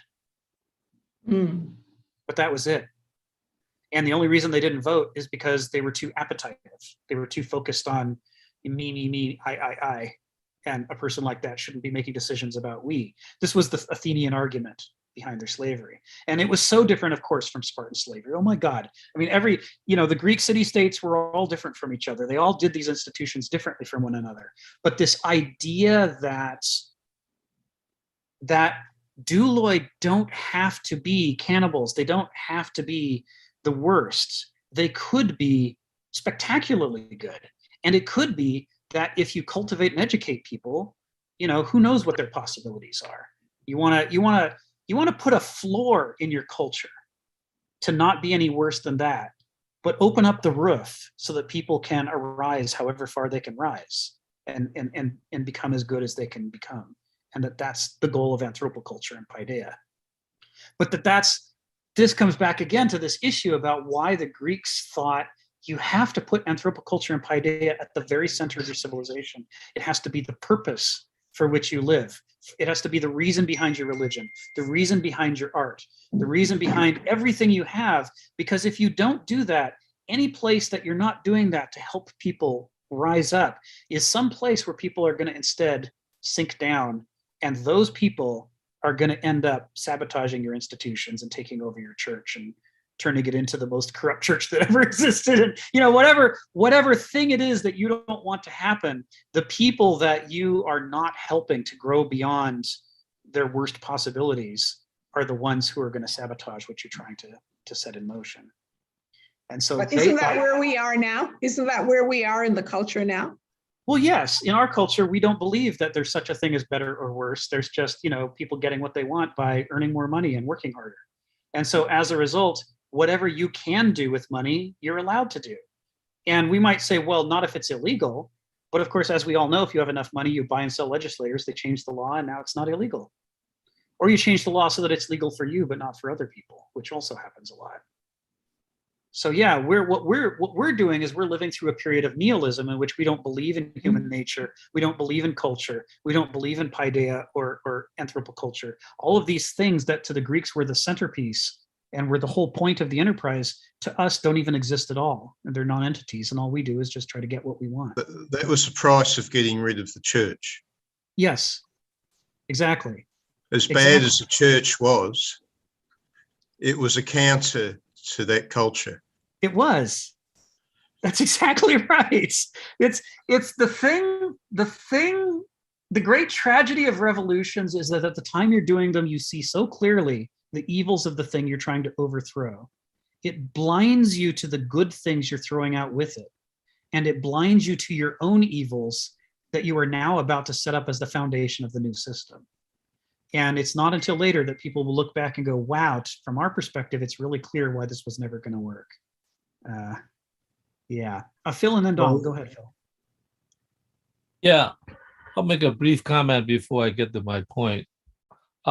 Despite Sibelius's distilled water. Yes. Nonetheless, and I basically do not like his music. It seems too cool and too distant. But his violin concerto is excellent. Yes. So I mean, that is among one of the best violin concertos. So please pay attention to that, despite the fact that he is Scandinavian. I will. Full of questions now about Scandinavians. Wait a minute. Well, what's the point about Scandinavia? I don't get it. Oh, I mean, he's actually in Finland, but nonetheless, yes. It seems like a culture that grew up in a very cold climate and very distant and very cool. But there are good things that come from it. That, I'm not saying it's a blanket statement, including Sibelius' violin concerto. I said it's an incredible. excellent work. Now I'll get to my point. My point is that mankind is really a mixture of good and evil. And I think the problem is two things. It seems like, on the one hand, power always wants to sustain itself, and also find many ways to circumvent what culture might develop into, so it creates a kind of another culture, in a sense, that wraps around that. I think the deep problem is not the people who understands this, is that mankind does have an instinct. And it just seems like we do have a kind of herd instinct. Yes. And what we're afraid of is, I guess, on the one hand, you're right about freedom, but on the other hand, we're more afraid of chaos, more. And so the problem is that in anything that you want to develop to transform the culture, it almost seems like you want to be assured to a certain degree, I mean, not absolute certainty, but that there's a replacement that is not going to let you fall into chaos. Right. And I think our fear of chaos is so intense that we're afraid to let what we know is a evil system, because it at least keeps us from chaos. At least it's a structure. So Right. I think that's the problem, is that we're afraid to let go, and Yes. maybe part of that is because we've let go many times before, and it didn't turn out good in the Didn't long turn run. out so well. Yeah, so I think that fear of chaos is really, really an important factor. Yeah. Because like I'll admit it, as much as I sort of grew up almost despising money in a sense, I mean, I'm afraid to let it go because in this particular situation, I know that I will need it at some point. Right. And so it makes you, despite what you think, somewhat conservative in your attitude, because, it's kind of like going into war, like America with its powers is able to go and, like win anything, but we don't have a plan of how to sustain it and exit it. And so we don't have a plan. And now we finally discover, we don't know how to end it once we get into it. So therefore, we're afraid now to do anything because it will just fall into another morass.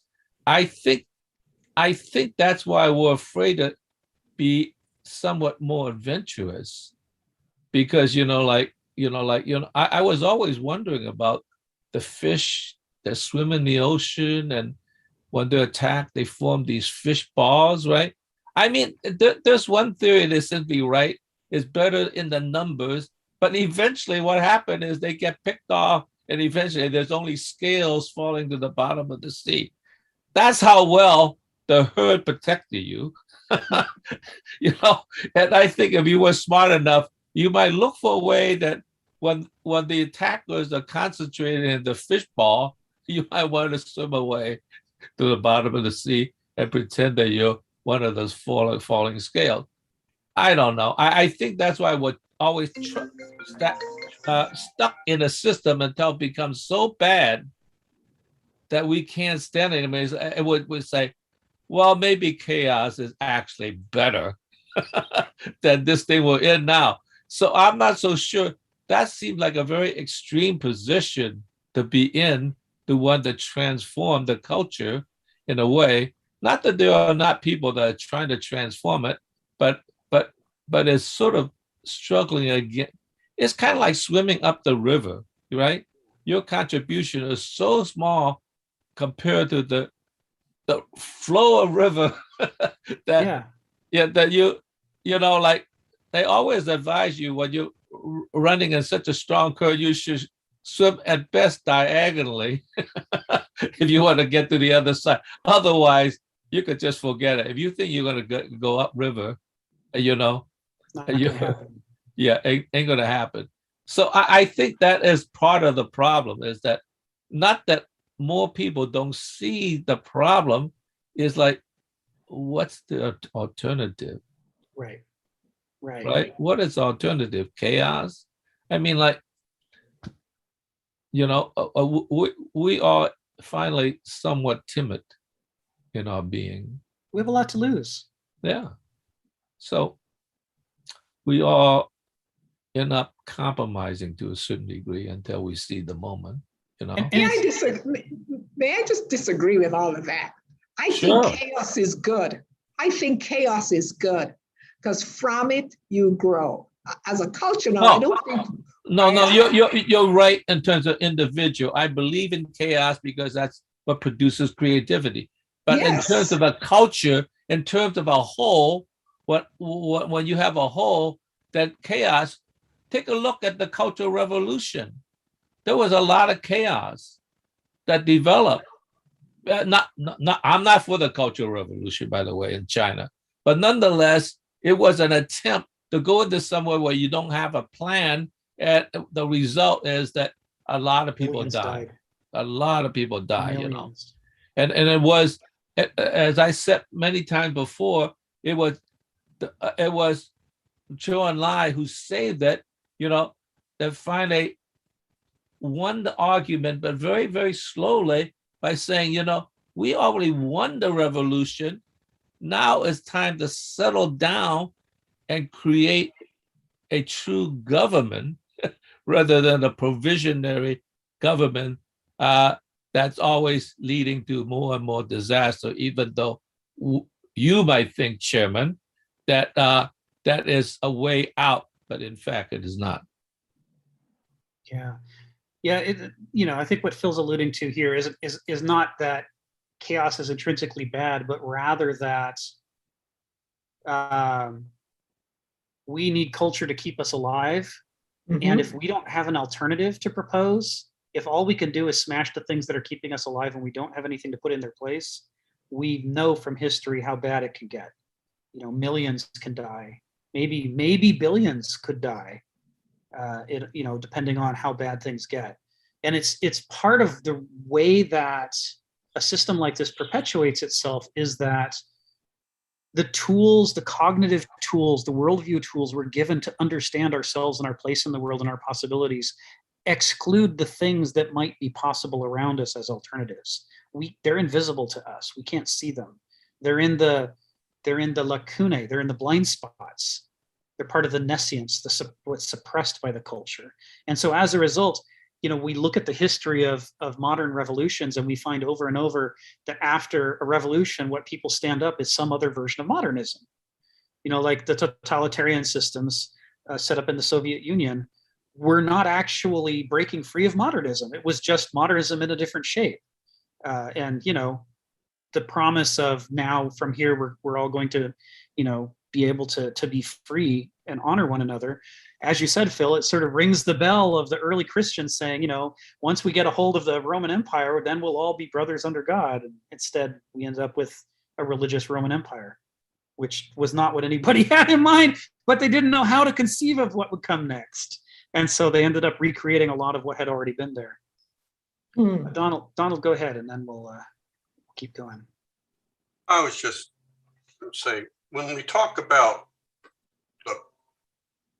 the nosoi, I think the characteristic that they're going to be, like you said, craftsmen, but they're also going to be your real estate developer or your used car salesman or maybe a new car salesman. Who knows? They might be a high class one, but it's this thing that we look at of use value, exchange value,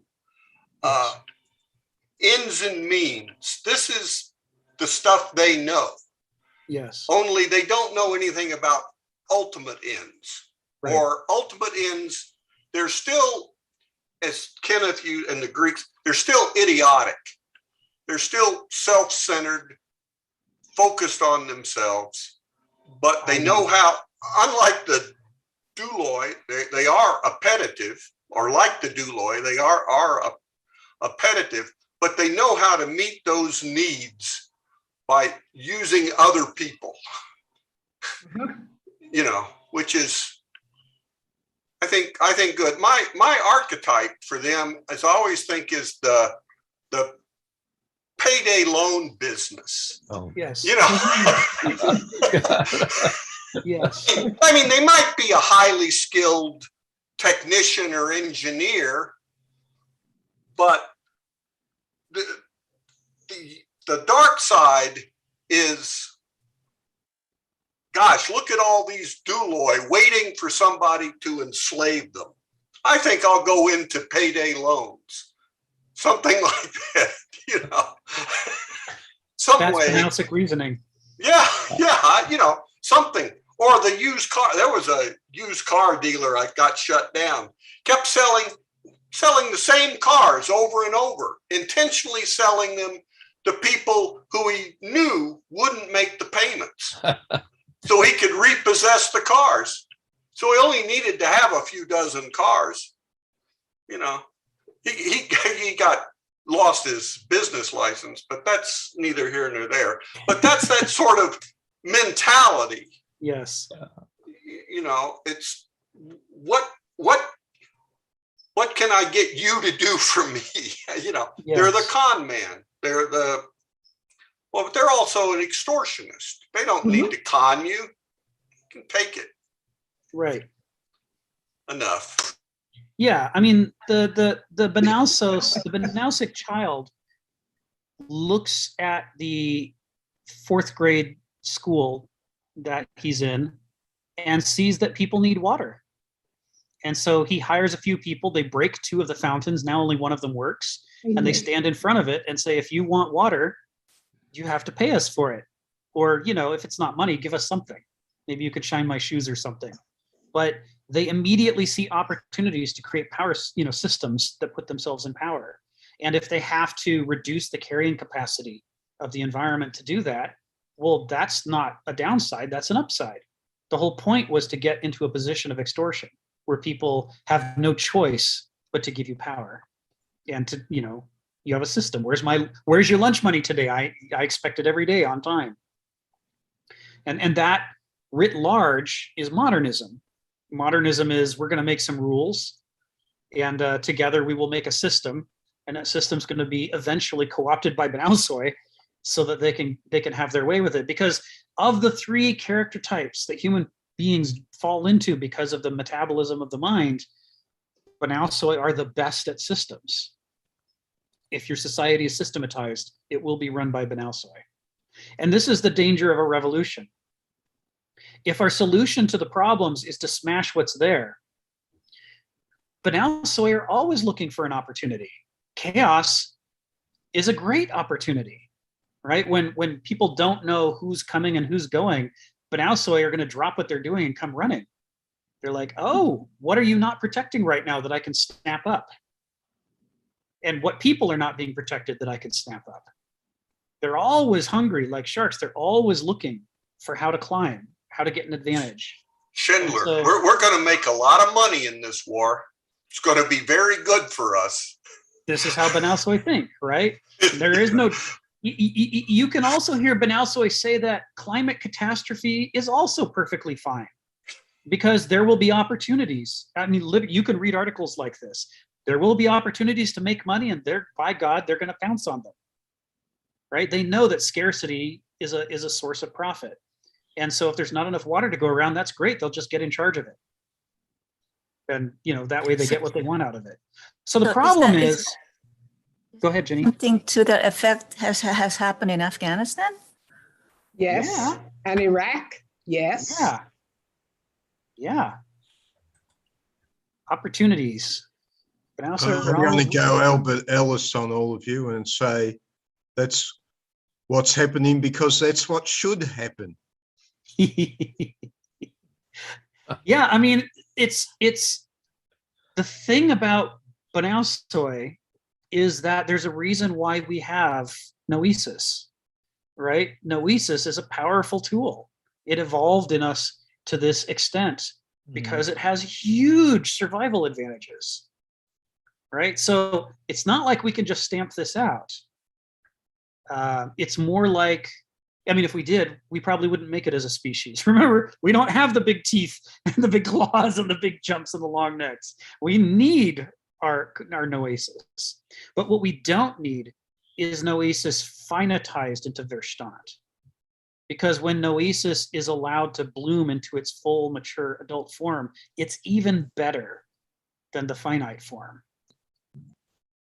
So the question is, how can this be turned around so that people's systematization will grow back into the adult form where it's joined with gnosis, and therefore it becomes a servant rather than a master? Phil, go ahead. You got your hand up. Yeah. I mean, even in my short lifetime, I've seen this get worse and worse in this sense. And I'm not singing the hymns of the past. Yeah. But in the old days, and I mean the recent old days, it seems like at least it was kind of just the few, the robber barons who exploited everybody, who took advantage of the situation. But it has drifted down where everybody now knows the way to get ahead is to use the system to get ahead. So it's become almost democratic in that sense, right? It's like you're a fool unless you are taking advantage of somebody else.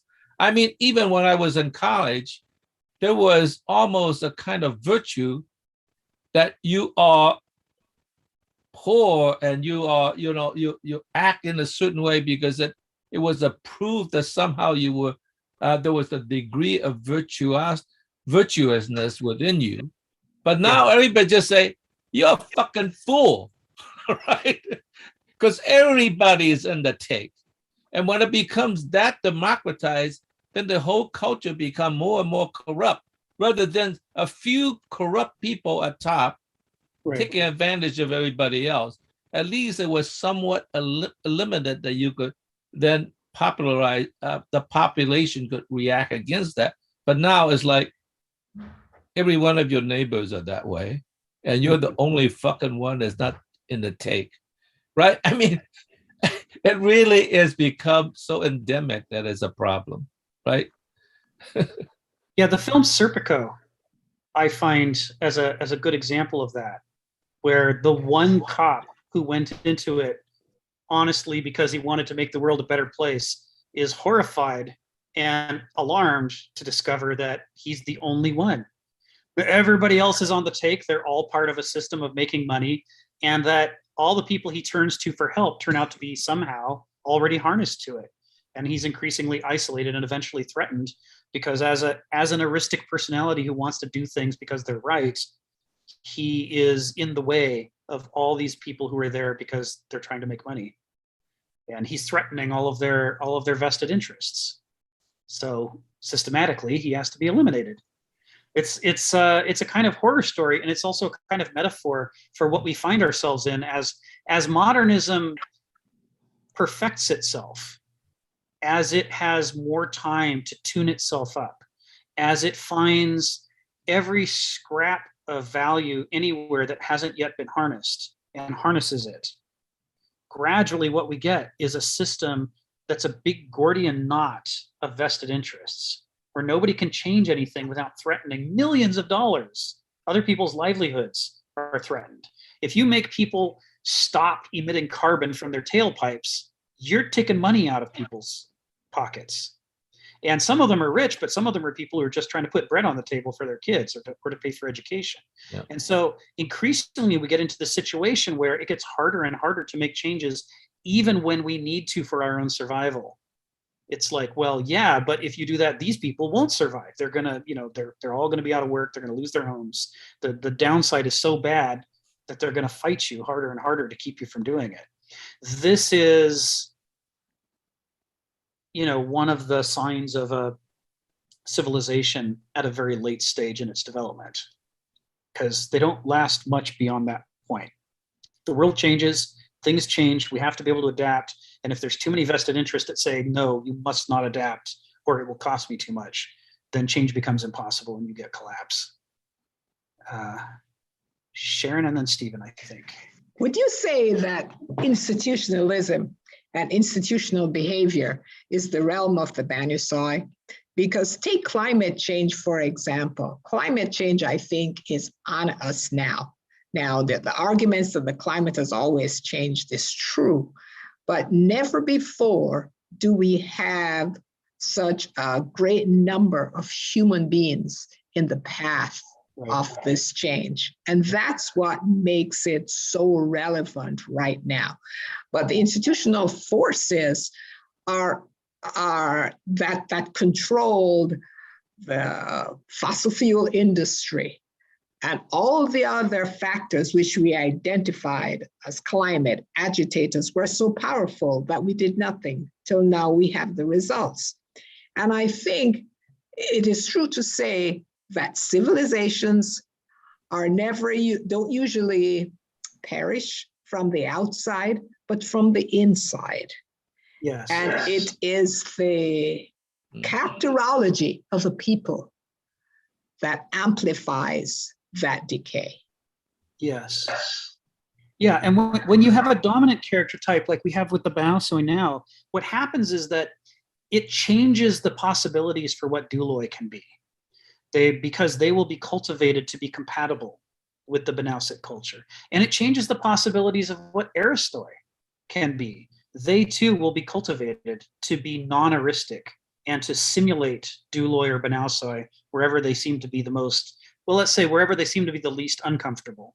Aristoi are never going to be very happy under a system like this. A lot of them will be in mental institutions. You'll have a lot of drug addicts. You'll have a lot of artists and free spirits. You'll have a lot of people around the edges of society looking for some way out because they don't fit anywhere. But for all those people that are on the edges, trying to be sort of defective, broken Aristoi, which is better than not being an Aristos at all for them because it's their character. For every one of them, you might have another 9 that are buried within and among the Douloi and Banausioi and trying their hardest to be those people through the mimetic power that we all have, but just being miserable and spending a lot on antidepressants and all the things they have to do to fit in someplace they don't fit at all. This creates explosive possibilities. Even the Douloi, who the Banausioi believe were born to be sheared, that they exist in order to serve the Banausioi. This is the Banausic view. Even they aren't happy under a Banausic system because it doesn't let them be immersive enough in the world and their own character.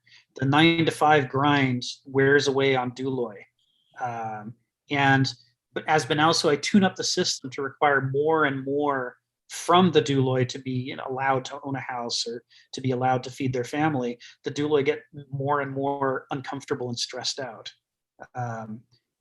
Marx has an interesting line on this. I don't quote Marx very much in these things, but Kenneth Smith wrote an interesting paper about Marx in which he said almost everybody, including Marxists, get Marx wrong.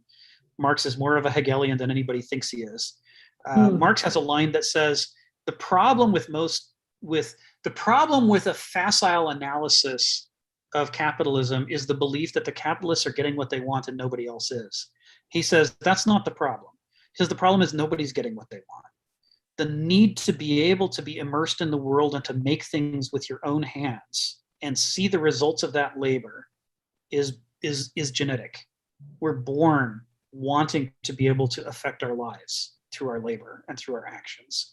And he says the bourgeoisie don't get that. They have to mediate everything through systems and money. And at the end of the day, have they created anything? They can call themselves job creators, but large numbers of people who end up billionaires at the end of their lives say, I've never really been happy. I really thought this was going to be it, and it just didn't do it for me. But it was all I could think to do. He says that the problem is that a system that is entirely a logos culture doesn't satisfy anybody because we are not purely logos creatures. It's only appealing to half our mind and not the rest of us. Stephen, go ahead. Yeah, I was going to bring back the question of what is the soul? Please. And, I found myself in a little bit of a conflict with the local leftist rationalists who they brought up the Euphoro dilemma, which I don't think is the most outstanding dilemma in the history of philosophy, but they think it's pretty good. So, I'm getting an ideology there, which I think is a bit strange. I've just, time and time again, I've encountered these little strange things coming from these group of characters. And then suddenly, bang, after this Euphoro bit, I suddenly realise, Peter Singer. I better look into Peter Singer, who I haven't studied much. And I realise that they must seem to think Peter Singer's the Pope or something. He's infallible. Now, Peter Singer is selling the line that humans and animals are the same thing. Mm.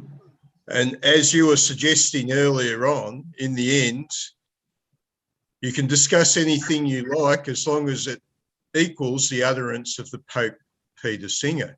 Now, Right. it comes to the word sentience. The word sentience has been applied to animals. And I don't think that's correct. Sentience means that you are objectively aware that you're a creature that has emotions. I'm not saying animals don't have feelings.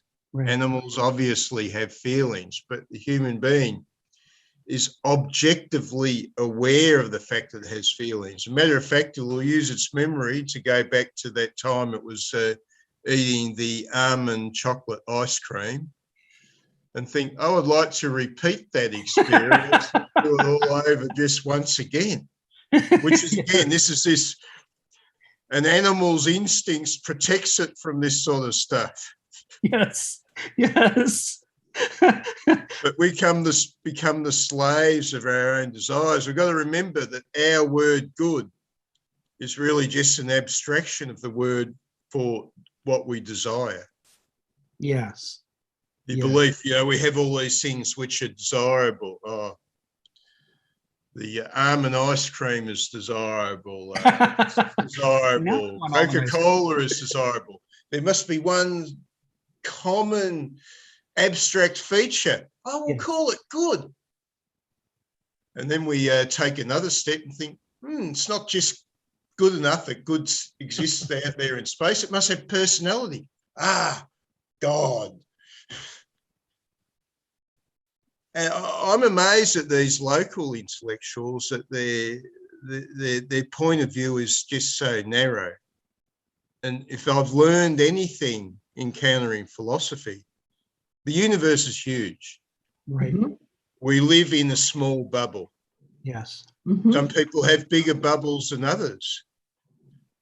But you'd be shocked if you went outside that bubble. And this is what happens to us. We're shocked when we go outside that bubble. So if we're talking about the soul, we're talking about articles. We're talking about sentience. Yes. Sentience is a faculty of the soul. The medieval church in the Dark Ages, arguing over certain issues, pointed out that rationality is another element in the soul. So we have sentience and rationality. A third example just might be consciousness of conscience, consciousness itself. So sentience is consciousness, objective I in feeling. Rationality, well, animals obviously are working towards a program, but we as human beings actually can objectify that program. We can be rational. But we've taken the further step that we're also asking, okay, we've encountered this phenomenon called consciousness. Right. So there must be a consciousness of consciousness as well. So we have three faculties which we can call of the soul. And I was trying to read Kenneth Smith, and I don't know if he actually understands it. He does. Okay. He talks about this a lot. Yeah. This is why Donald wants us. Go ahead, Sharon. The third faculty, I'm sorry. Sentience, rationality, and the third one, I missed it. Can you repeat it, Steve? Consciousness of consciousness. Sentience is consciousness, objective awareness of feeling. Yes. We're not just immersed in feeling. We're standing back and saying, oh, we're a creature that has feelings. So are you saying, Stephen, that the animals are not sentient beings? Is that what you just said? Yes, exactly. Okay. Can I just ask you this? Let's say one tiger meets another tiger from a different tribe tiger, if you want to call it. And then they kind of square off and say, okay, should I fight right now or should I not? And then one tiger realizes, no, that tiger looks bigger than me, so maybe I shouldn't, get into confrontation right now. What would you call that? That you wouldn't call that being sentient? It actually, and Rick will point this out to you, the tiger actually hasn't mediated that. It is instinctually inbuilt. He's immersed in the experience. So it's a sentient is not being, it's not the same as being instinctive. Is that what you're saying? Yeah, sentience can be the greatest of all evils. Sentience is when you start eating the almond vanilla ice cream and can never get away from it. You and your ice cream. Okay. Yeah, Stephen's talking about what Hegel talks about here. That the development into noesis involves an alienation from yourself, an ability to look back on yourself and to make decisions about the way that you make decisions. That's the thing, that if animals have it, we don't have clear evidence of it. They think, they feel, they're aware, they're immersed in their lives, but do they ever go, being a crow isn't bad, but I wonder if I should be an elephant instead. They don't get out of themselves. They don't lose themselves the way that we do. And of course, under modernism, we do it turned up to 11, where we can lose ourselves and never find ourselves again. So this is definitely Stephen talking about the same area. That but the way the word sentient has been used, from my perspective, maybe what you're talking about, Stephen, and maybe we should come up with another word to represent that and not use the word sentient, but come up with a new word. Yeah, this is the Peter Singer propaganda that animals are sentient beings. Your equal sign, you can argue all you like, but at the end is the equal sign, must agree with Peter Singer, the Pope, the infallible Pope of all truth. Right. Well, maybe the way he uses the word. Dead wrong. Well, maybe the way he uses that word sentient is the same as the way he uses the word sentient for plants too. Now they're saying that trees are sentient beings also. And well, sentience is not simply having feeling or being immersed in feeling. It's the ability to stand back and say, I'm a creature that has feelings. Matter of fact, I remember that feeling I was having when I was eating the almond vanilla ice cream. I want to be there just one more time. We're going to order you some almond vanilla ice cream, Stephen. No, I've been trying to give up these sort of things. They're bad for me. So Stephen, answer Sharon's question. What was the third level here? Okay. Yeah. An animal does not stand back from itself and say, I am a being that has feelings. It does not objectify itself as a being. So it's an animal is subject. The object is the world. For the animal, the object is the world. Its subjective is what looks at the world. The subjective, the animal has a model of the world. It has a nervous system. There's a model in that nervous system which says, I'm going to eat that gazelle. Might work, might not, but that's the model. A human being is a creature that can stand back and make its subject an object, stand in the world. A human being can stand back and say, I'm a creature standing within the world. Animals, I don't believe animals can do this in the slightest. An animal cannot create a sentence. An animal cannot create a paragraph. Okay, so we have this special, we have feeling, we have thought, then we have the human faculty of standing back from feeling and saying, I'm a creature that has feelings. Or I stand back from thought. What is thought? Oh, is there other ways of manipulating thought? Can I do this with it? Can I do that? I'm rational. I can say thought is something which can be measured, like engineering. there can be a physics of thought. Okay, these are all acts of consciousness. And then finally we ask at the end of these two, but what is consciousness of consciousness itself? I'm engaging in a faculty which animals do not utilize, but I'm also consciously aware of the fact that I'm using this thing called consciousness. Mm-hmm. So there are three aspects here. Right. The third is the final step. I'm still missing the third one. That's consciousness looking at itself. Oh, consciousness looking at itself. Right. Where even consciousness has been objectified as a thing that you can think about and talk about and make plans about. Now, Peter Singer is trying to deny there's a gulf between humanity and animals because it suits his politics. Therefore, the equal sign must always equal what he says. You can argue whatever you like, as long as it comes out and agrees with what I believe. Yeah, this the tendency to want to reason in ways that arrive at foreordained answers, that is something that people have been doing for a long time. Correct. And I was thought, go ahead. No, Sharon. I'm agreeing. So isn't this similar to the terms the Hegelian terms that we know things as an object, we know things internally. Mm-hmm. I always get mixed up between in itself and for itself and in and for itself.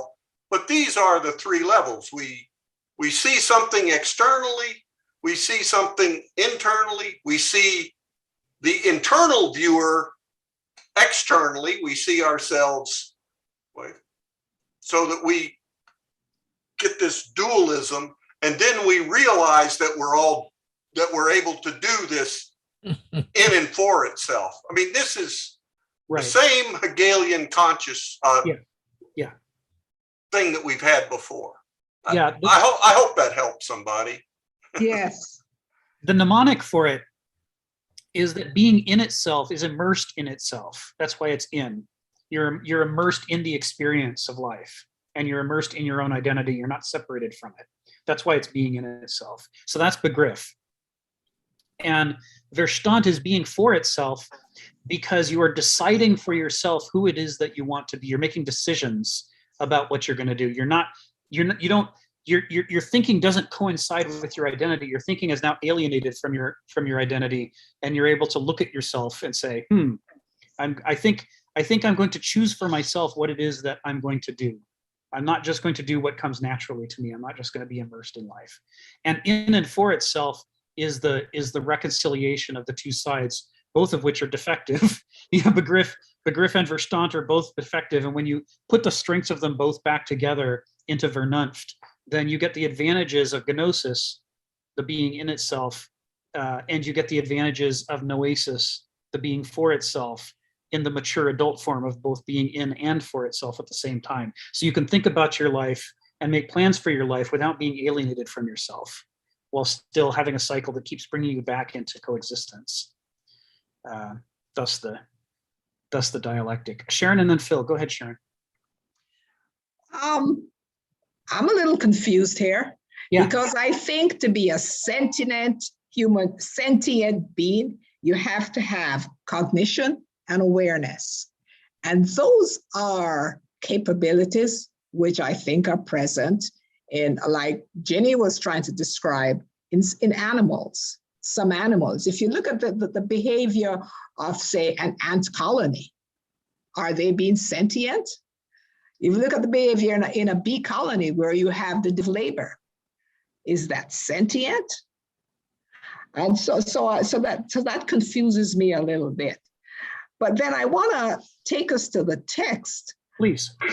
In the summary, where Kenneth Smith says in this paragraph before the last, where he says most world religions are far more soulish than spiritual. And then he goes on to define what spiritual is. Yes. Devoted to self-transcendence, to extraordinary insight, and self-transfiguring forms of self-understanding and self-responsibility. I think that's sentient behavior, right? are so to the extent that they strive to raise worldly and objective consciousness, Stephen, up to the realm of spiritual significance and activity, not just to repel or dissolve it as soul generally does. But then he goes on to contrast this Christianity, which we've been talking about, to Buddhism and Zen. And his comparison to Zen really caught my eye, because he says Zen is really a faithless or contentless faith. And it's entirely about trying to cure consciousness of its attitudinal and presuppositional entanglements with the thingly and habituated world, yes, and to elevate consciousness to a more infinitized spirituality. I found all of that very, very rich, and I think that summarized it. And I believe personally, it's my personal belief I believe in the plurality of faiths, right? Because the more I've studied, I can see elements of Christianity that came from Egyptology. I see the essence that Christianity talks about, the Holy Trinity. I learned that the Holy Trinity is not a Christian concept. You can find it in Hinduism also. Right. So what it is, it's an evolution of whatever we needed to exist in this continuum.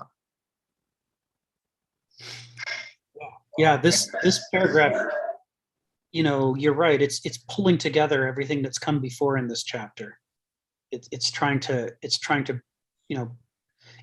make a statement he couldn't make before he introduced the other materials. But now that we've read the other materials, we're ready to read this paragraph and understand it close to the way that he meant it, where we can sort of see the way in which, when you are existing as being in itself, when you are in a begriff mode of life, things either feel like part of the whole that you are used to, or they don't.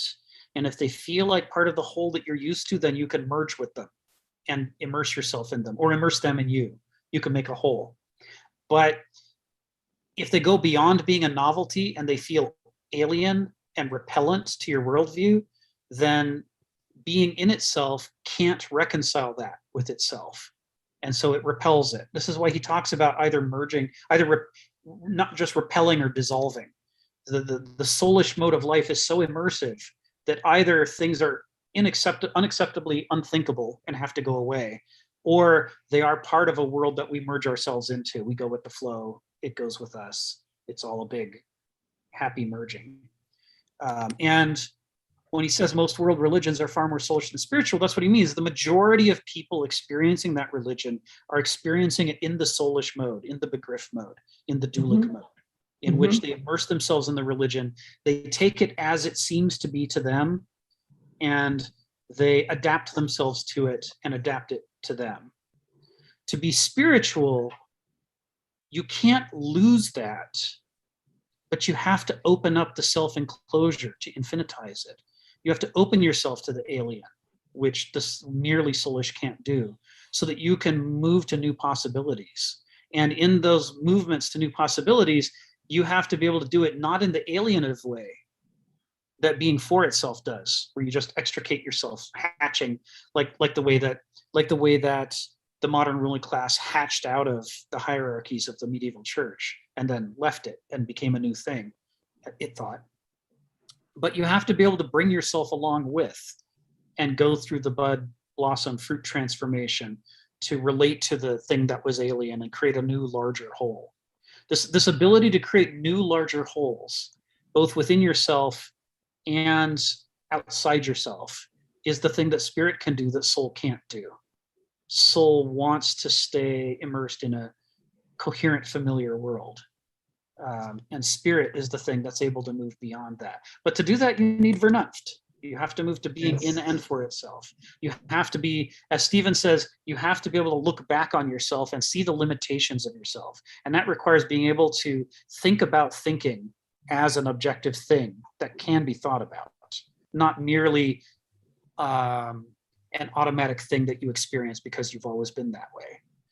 And that's the capacity that makes it possible to critique the limitations of soulishness and to see the desire to open up your finite envelope to become something larger. It requires that ability to alienate and look back. And then it requires the ability to go back into the immersion and become a new whole and not merely become two parts. So this is, he's, this is what he's bringing in here. And he's, relating it to, obviously he's relating it to the history of Christianity and the way that it has manifested as so many different religions, all sharing the same name, but having very different combinations of character types and culture and how it expresses the notion of the divine. It's part of what makes Christianity hard to pin down. It's part of what makes it hard to either praise or critique, because the word is used for so many different religions that share some things in common, but the things that are different between them are hugely different,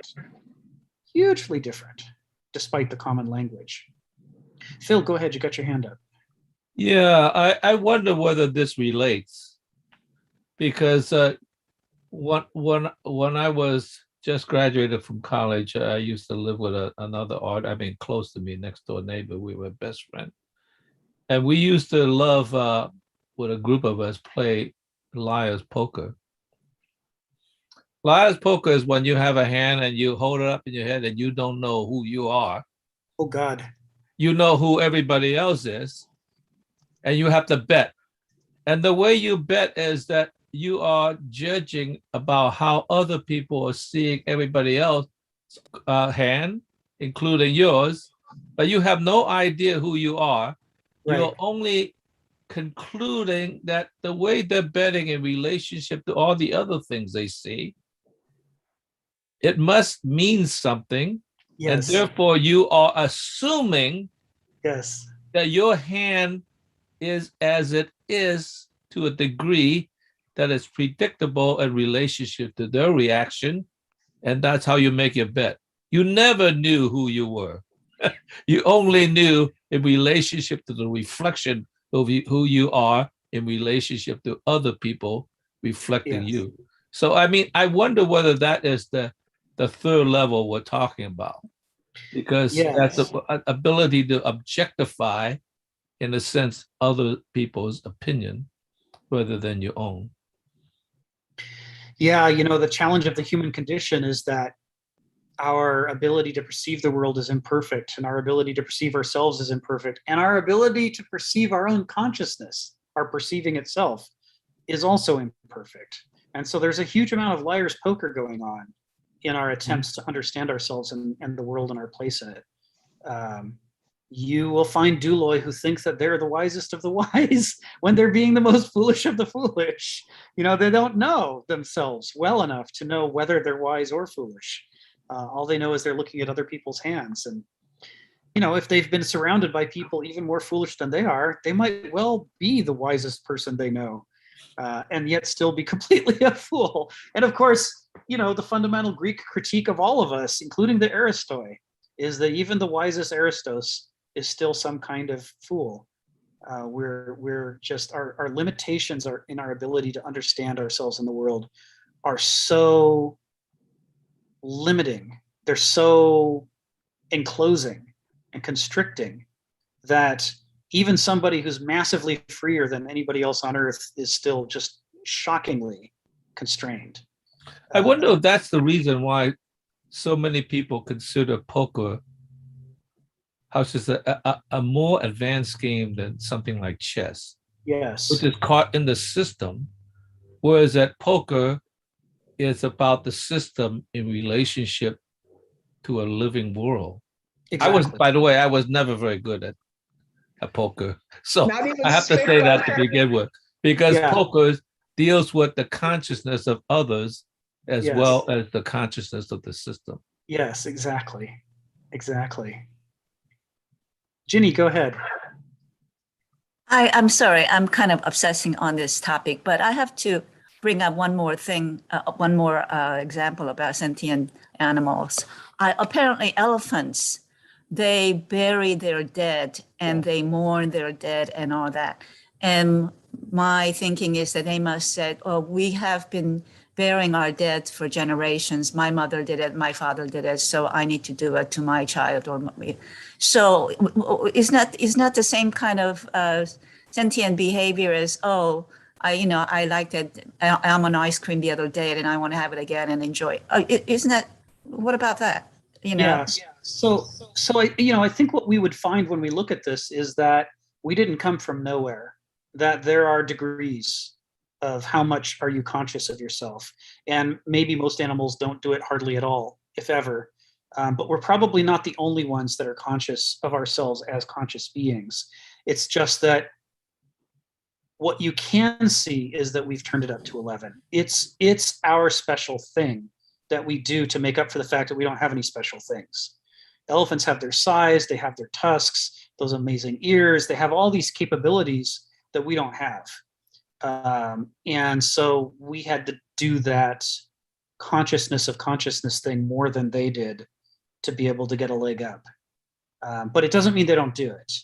It's just... Well, I'm definitely going to call elephants sentient beings. Yeah, sure. Yeah, thank you. Yeah. Just like to support Ginny on this. I think animals, throughout the animal kingdom, do demonstrate sentient behavior. I really do. I don't think it's unique to us humans.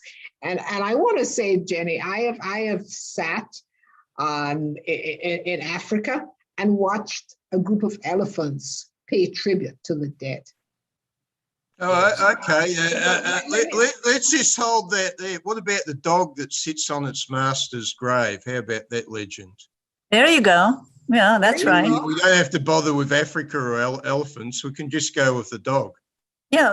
And what about crows? Crows apparently can recognize a face who maybe threw rocks at them or whatever, and then they come back and try to seek revenge or whatever. I'm pretty sure an animal is capable of feeling that it's missing something and associating that feeling with what it's missing. That's not a problem for me, but that is still not sentience. Yeah, I think we're at a definitional issue, right? Because words can be used different ways. So Stephen's using them one way and Sharon and Ginny are using them a different way, but I'm not sure we actually fundamentally disagree. We're just sort of arguing about which word to use for which. Where's the commonality then? Because I'm confused. The ability to have a feeling and the ability to stand back from that feeling and objectify it. Yeah, but like I remember when I was in college, my roommate at that time told me about the dolphins because I was eating tuna, tuna fishing. And so he said he was finally convinced to be wary of tuna fishing. Not that every tuna fisherman is bad, but nonetheless be aware of something like net fishing. Because apparently this one dolphin had his young one caught in a net and was incapable of freeing it because it was very tangled. But it was smart enough to understand that a human being could help. So she actually swam to a fisherman nearby. I mean, not one of those trawlers, but a fisherman nearby, and brought him over, and the fisherman freed the baby dolphin. Mm-hmm. That seems to be something, in other words, on a sliding scale, that seems to be something that's aware of others that are capable of helping than what it couldn't do it. So that is beyond just like desperately trying to thrash about in a sense to help the baby dolphin. So I think there's a sliding scale. Yeah. We don't need the dolphin. We can just stick with the domestic dog. It can do all those sort of things. Yeah. Good word, Phil. Sliding scale. I like that word. Yeah. And of course, I would actually argue against the sliding scale and say that the ability to stand back and suddenly wake up, my feelings are an object. My thoughts are an object, is like that. Yeah, our problem is that we're still learning. I mean, like, we didn't know, we thought corvids were a lot less intelligent than we have now discovered that they are. And so we're still in the process of gauging where their intelligence is. Okay, what's your We're evidence? still learning, right? Corvids, evidence. Oh, Corvids, what are they? you can find articles about this all the time now. It's one of the hot areas of biological study is crows that can count, crows that can build machines to solve problems, crows that, I mean, just okay. I'm Yeah. suggesting I'm going to be the skeptic and say that it's all bunkum and it's all trained behavior, rewards for food. Yeah, we can't tell. We don't know.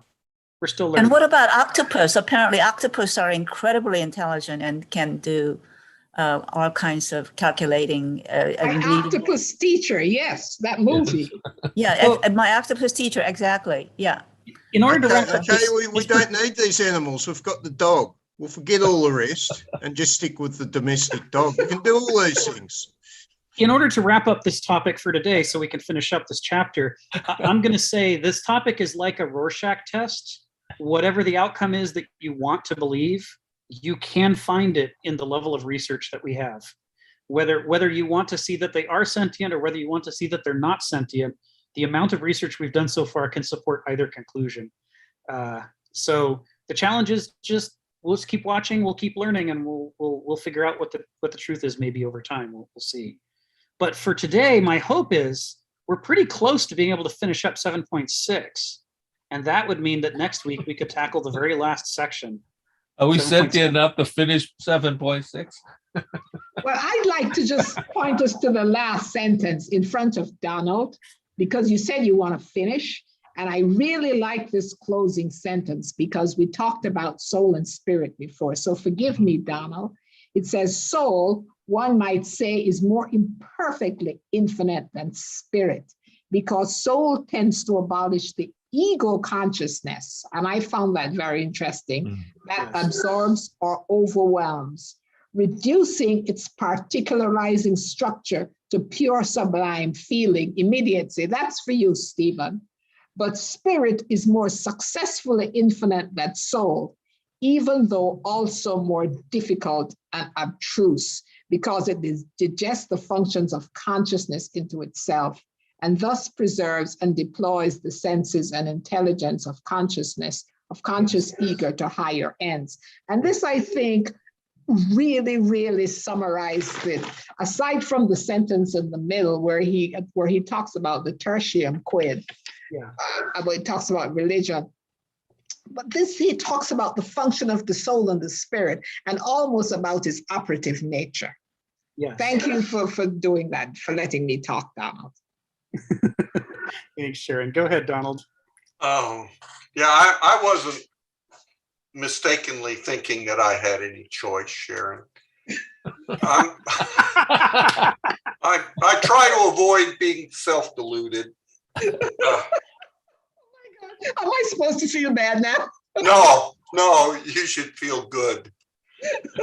At one point when we said this, and this section probably hits home, there's I would say it's a very funny book by Walter Kaufmann, who the Nietzsche scholar that Rick is always going back to, called Critique of Religion and Philosophy, which sort of does a side-by-side Christianity, Judaism, and Buddhism. And for some reason, when I read it, it was just, I thought it was delightful, but it's been a while, and I'm thinking when I say I remember it being funny, that it might have been 3 language puns or something like that I thought were funny. So I could be mistaken about, just how funny it is. But he's very, very good on the core. I mean, when he talks about Christianity, he talks about Jesus and what Jesus said, not the book of Revelations, not the Old Testament, anything like that. But he does talk about the Old Testament when he considers Judaism and its traditions, and the same with the young Buddha and the stories. We don't have any writings. He finds that interesting. There's no writings for these people. And some about philosophy, but that's Socrates. The big Buddha, Jesus, Socrates, the three people who never wrote a word and yet have dominated thinking for thousands of years.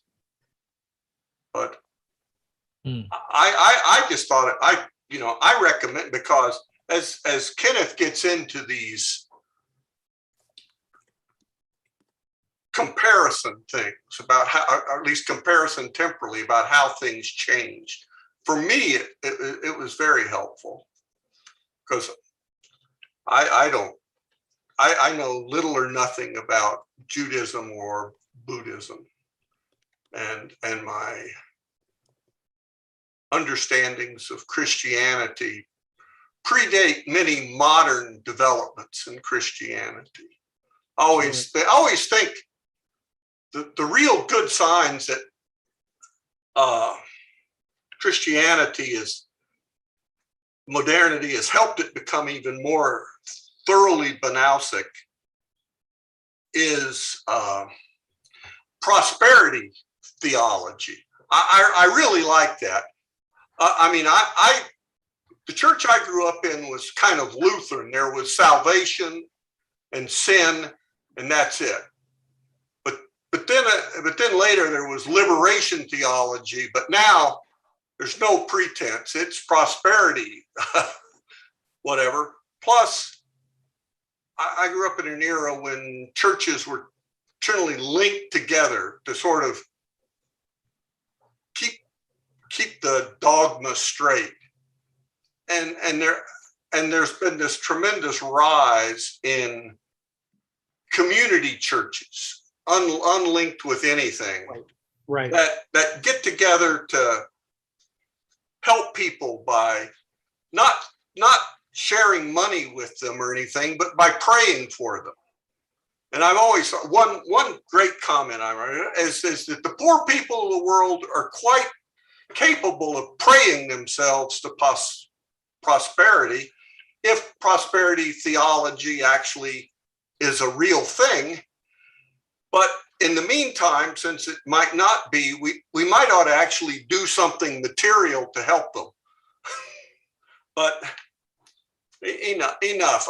I'm just recommending the book, and you can forget my commentary.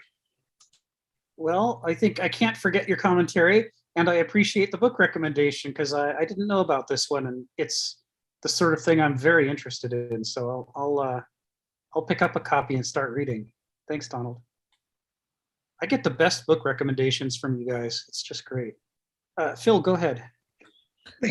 Yeah, I just joined another meetup group that hasn't had its first meeting yet. In fact, it's going to be tomorrow. It's about the relationship between Nietzsche and Jung. Oh. And how it is. And I've sort of read the introduction. It's very interesting because I think it's going to get into the soul and spirit.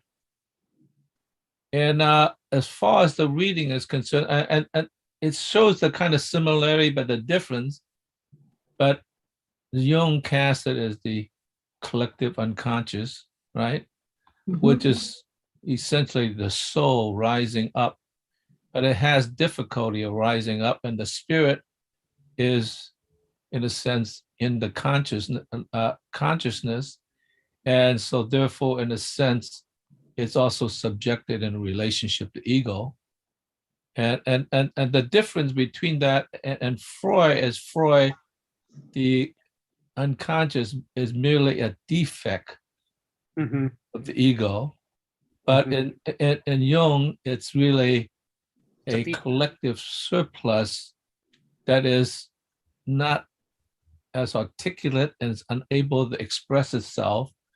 And I think it's going to be interesting because Nietzsche is going to talk about it probably on a philosophical level mm-hmm. about how that works. Mm-hmm. And so it's more probably more sort of linguistic and poetic.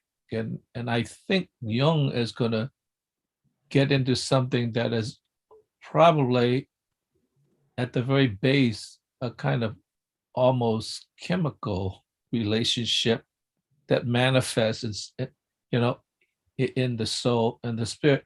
So that's going to be interesting. It seems like it might be worth checking out. It's tomorrow at 1. Wait a minute. It's tomorrow at 4 to 6 Pacific time, and so I think it's in the Pacific meetup group that is there, but it's also listed, I think, in the Toronto It's meetup group. almost midnight. What? No. It's 4 to 6. West So Coast. that's in the kind of afternoon, early evening. So it's going to be it'll be 7 to 9. 7 to 9. Yeah. In the Eastern time. Yeah. East Coast time. So you might try that because I think it's going to deal directly under this question, and I thought it was very helpful to clear up my thoughts about it, because it seems like I've always had that feeling that it's something like that, but I think it's going to be clearer. So I've only read the introduction, so I couldn't give you a complete expose about that. It sounds like it's going to be very interesting. And I feel like there is an enormous amount of potential in bringing Kenneth Smith's work and Jung's work together, because Kenneth says that he missed the boat on Jung.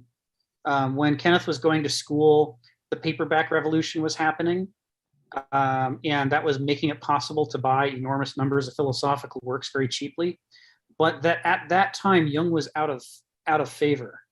People were doubling down on Freudianism and other alternatives. And so Jung's books were only available in hardback.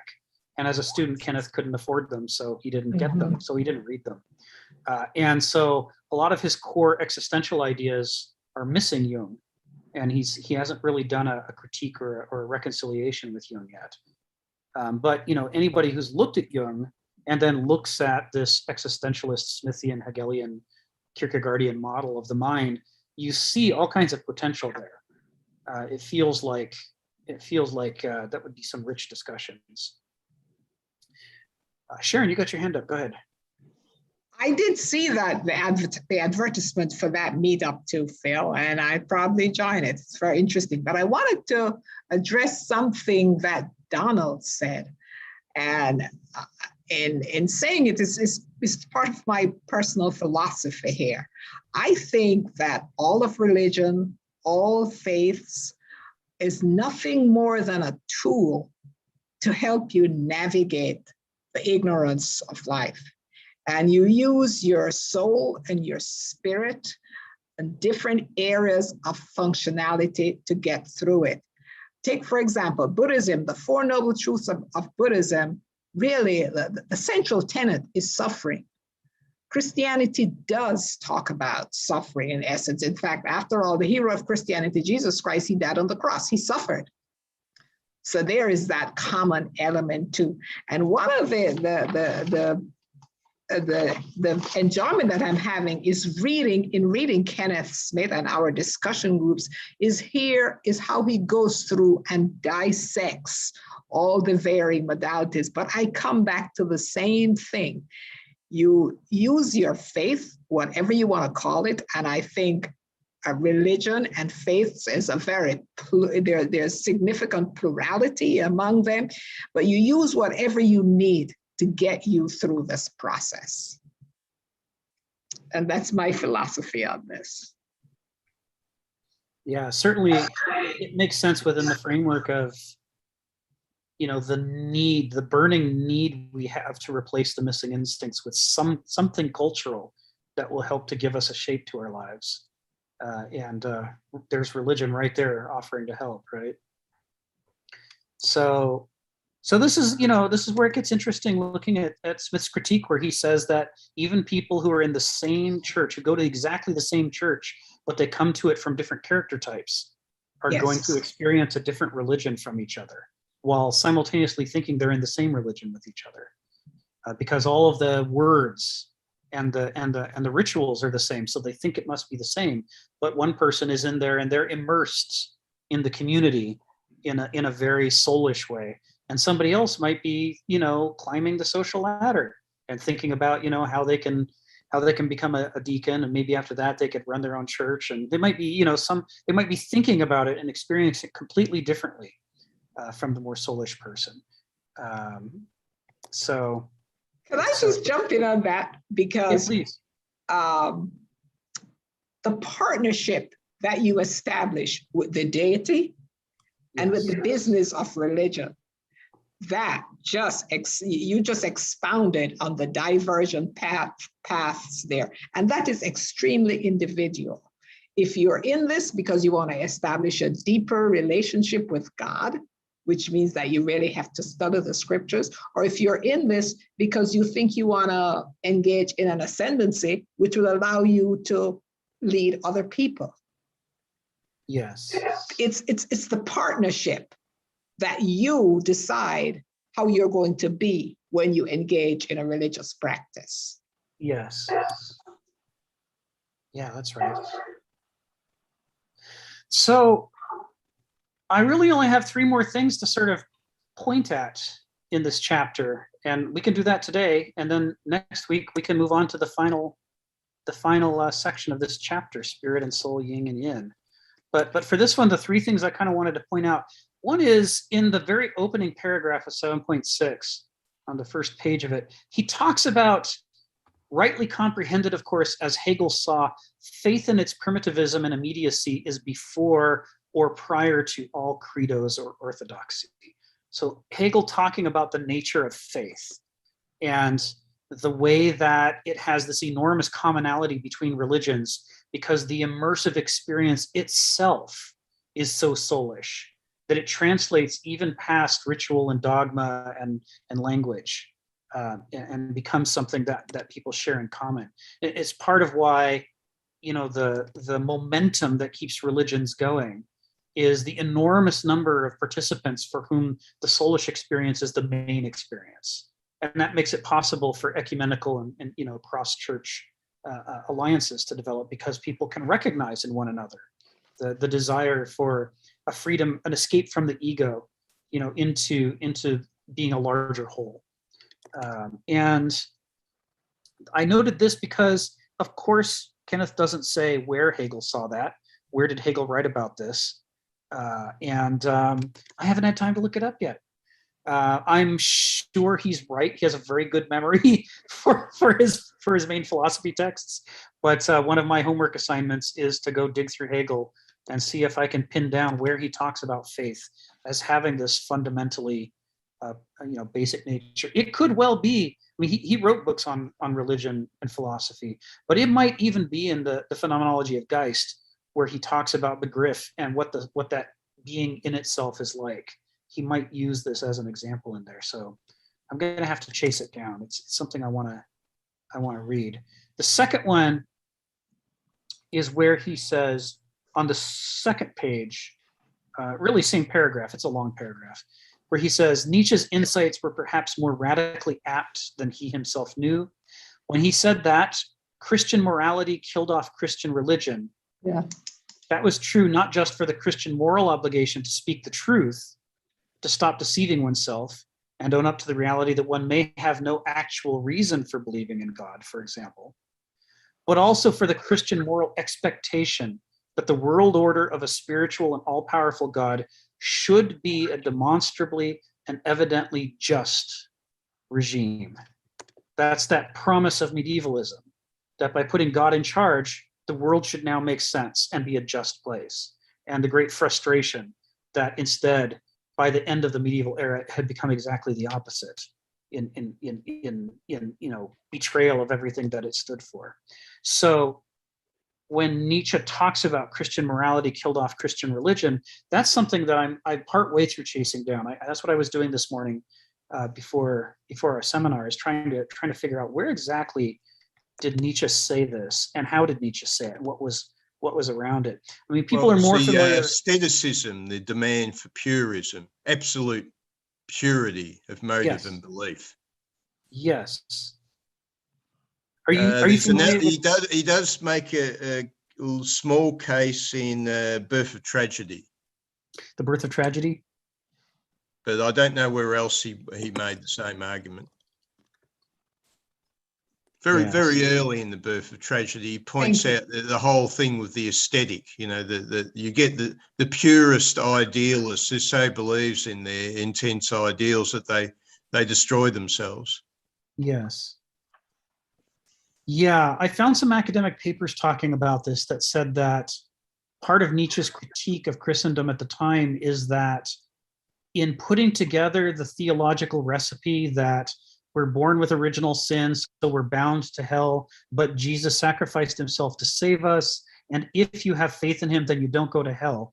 That by putting together that particular structure in which people's lives were at stake, or their immortal souls were at stake, that it reduced God from an infinite thing to a finite thing, a get out of hell free ticket. And in so doing, it reduced God to a use value. And when you reduce something to a use value, it's not sacred anymore. By definition, it's become a tool. And that Nietzsche's idea of God went far beyond that. You know, he wanted the infinite God. He wanted the God full of possibilities. And so he was critiquing this and saying, if the form of religion you have is the form in which Jesus is a get out of hell free ticket, then he isn't Jesus to you anymore, and he's not God to you anymore.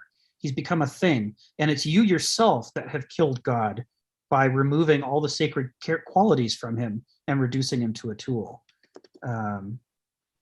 It's a pretty painful critique. Thank you for that, Rick. That's pretty amazing what you just said. That's so well articulated. I'm just paraphrasing Nietzsche. I know, but the way you articulate or paraphrase or condense or synthesize is I just love it. I also like the question that Kenneth asks after that paragraph. Yes. How can God be indeed God and atrocities be allowed to happen? That was the third one I was going to point to. Once again, Sharon, you beat me to it. I don't have a problem with a wrathful God. I admire a God of power. Yes. I think many people do. What did you say, Stephen? I said I don't have a problem with the wrathful God. I admire the God of power. For the wimpy gods, there's the door. but you know, Stephen, I'm Christian, and there is a part in Timothy, 1 Timothy chapter 4, he says, for God has not given you a spirit of timidity, but of love and power and self-discipline. Yes. That is his charge to us. Yes, and that's part of Nietzsche's critique of Christendom as opposed to what Jesus taught, when he says that, you know, Jesus was a potent figure. You read about Jesus's words and actions and you're like, oh my goodness, here's somebody full of life and on a mission. He's filled with spirit. And he says what he wanted to see was a religion of people who wanted to emulate Jesus, who said, we too want to live a full, vibrant life in which we go forth and try to do good in the world. And his frustration was he looked around and found all kinds of people who were the exact opposite, who were just trying to fit in and comply. So in some ways, Nietzsche's agreeing with Stephen about, you know, wanting a God that's empowering, who raises your vitality and your spirit. So I hear that in what you're saying, Stephen, and I know of your interest in Nietzsche, and I suspect at least I'm somewhere in the neighborhood in that. Phil, you got your hand up. Go ahead.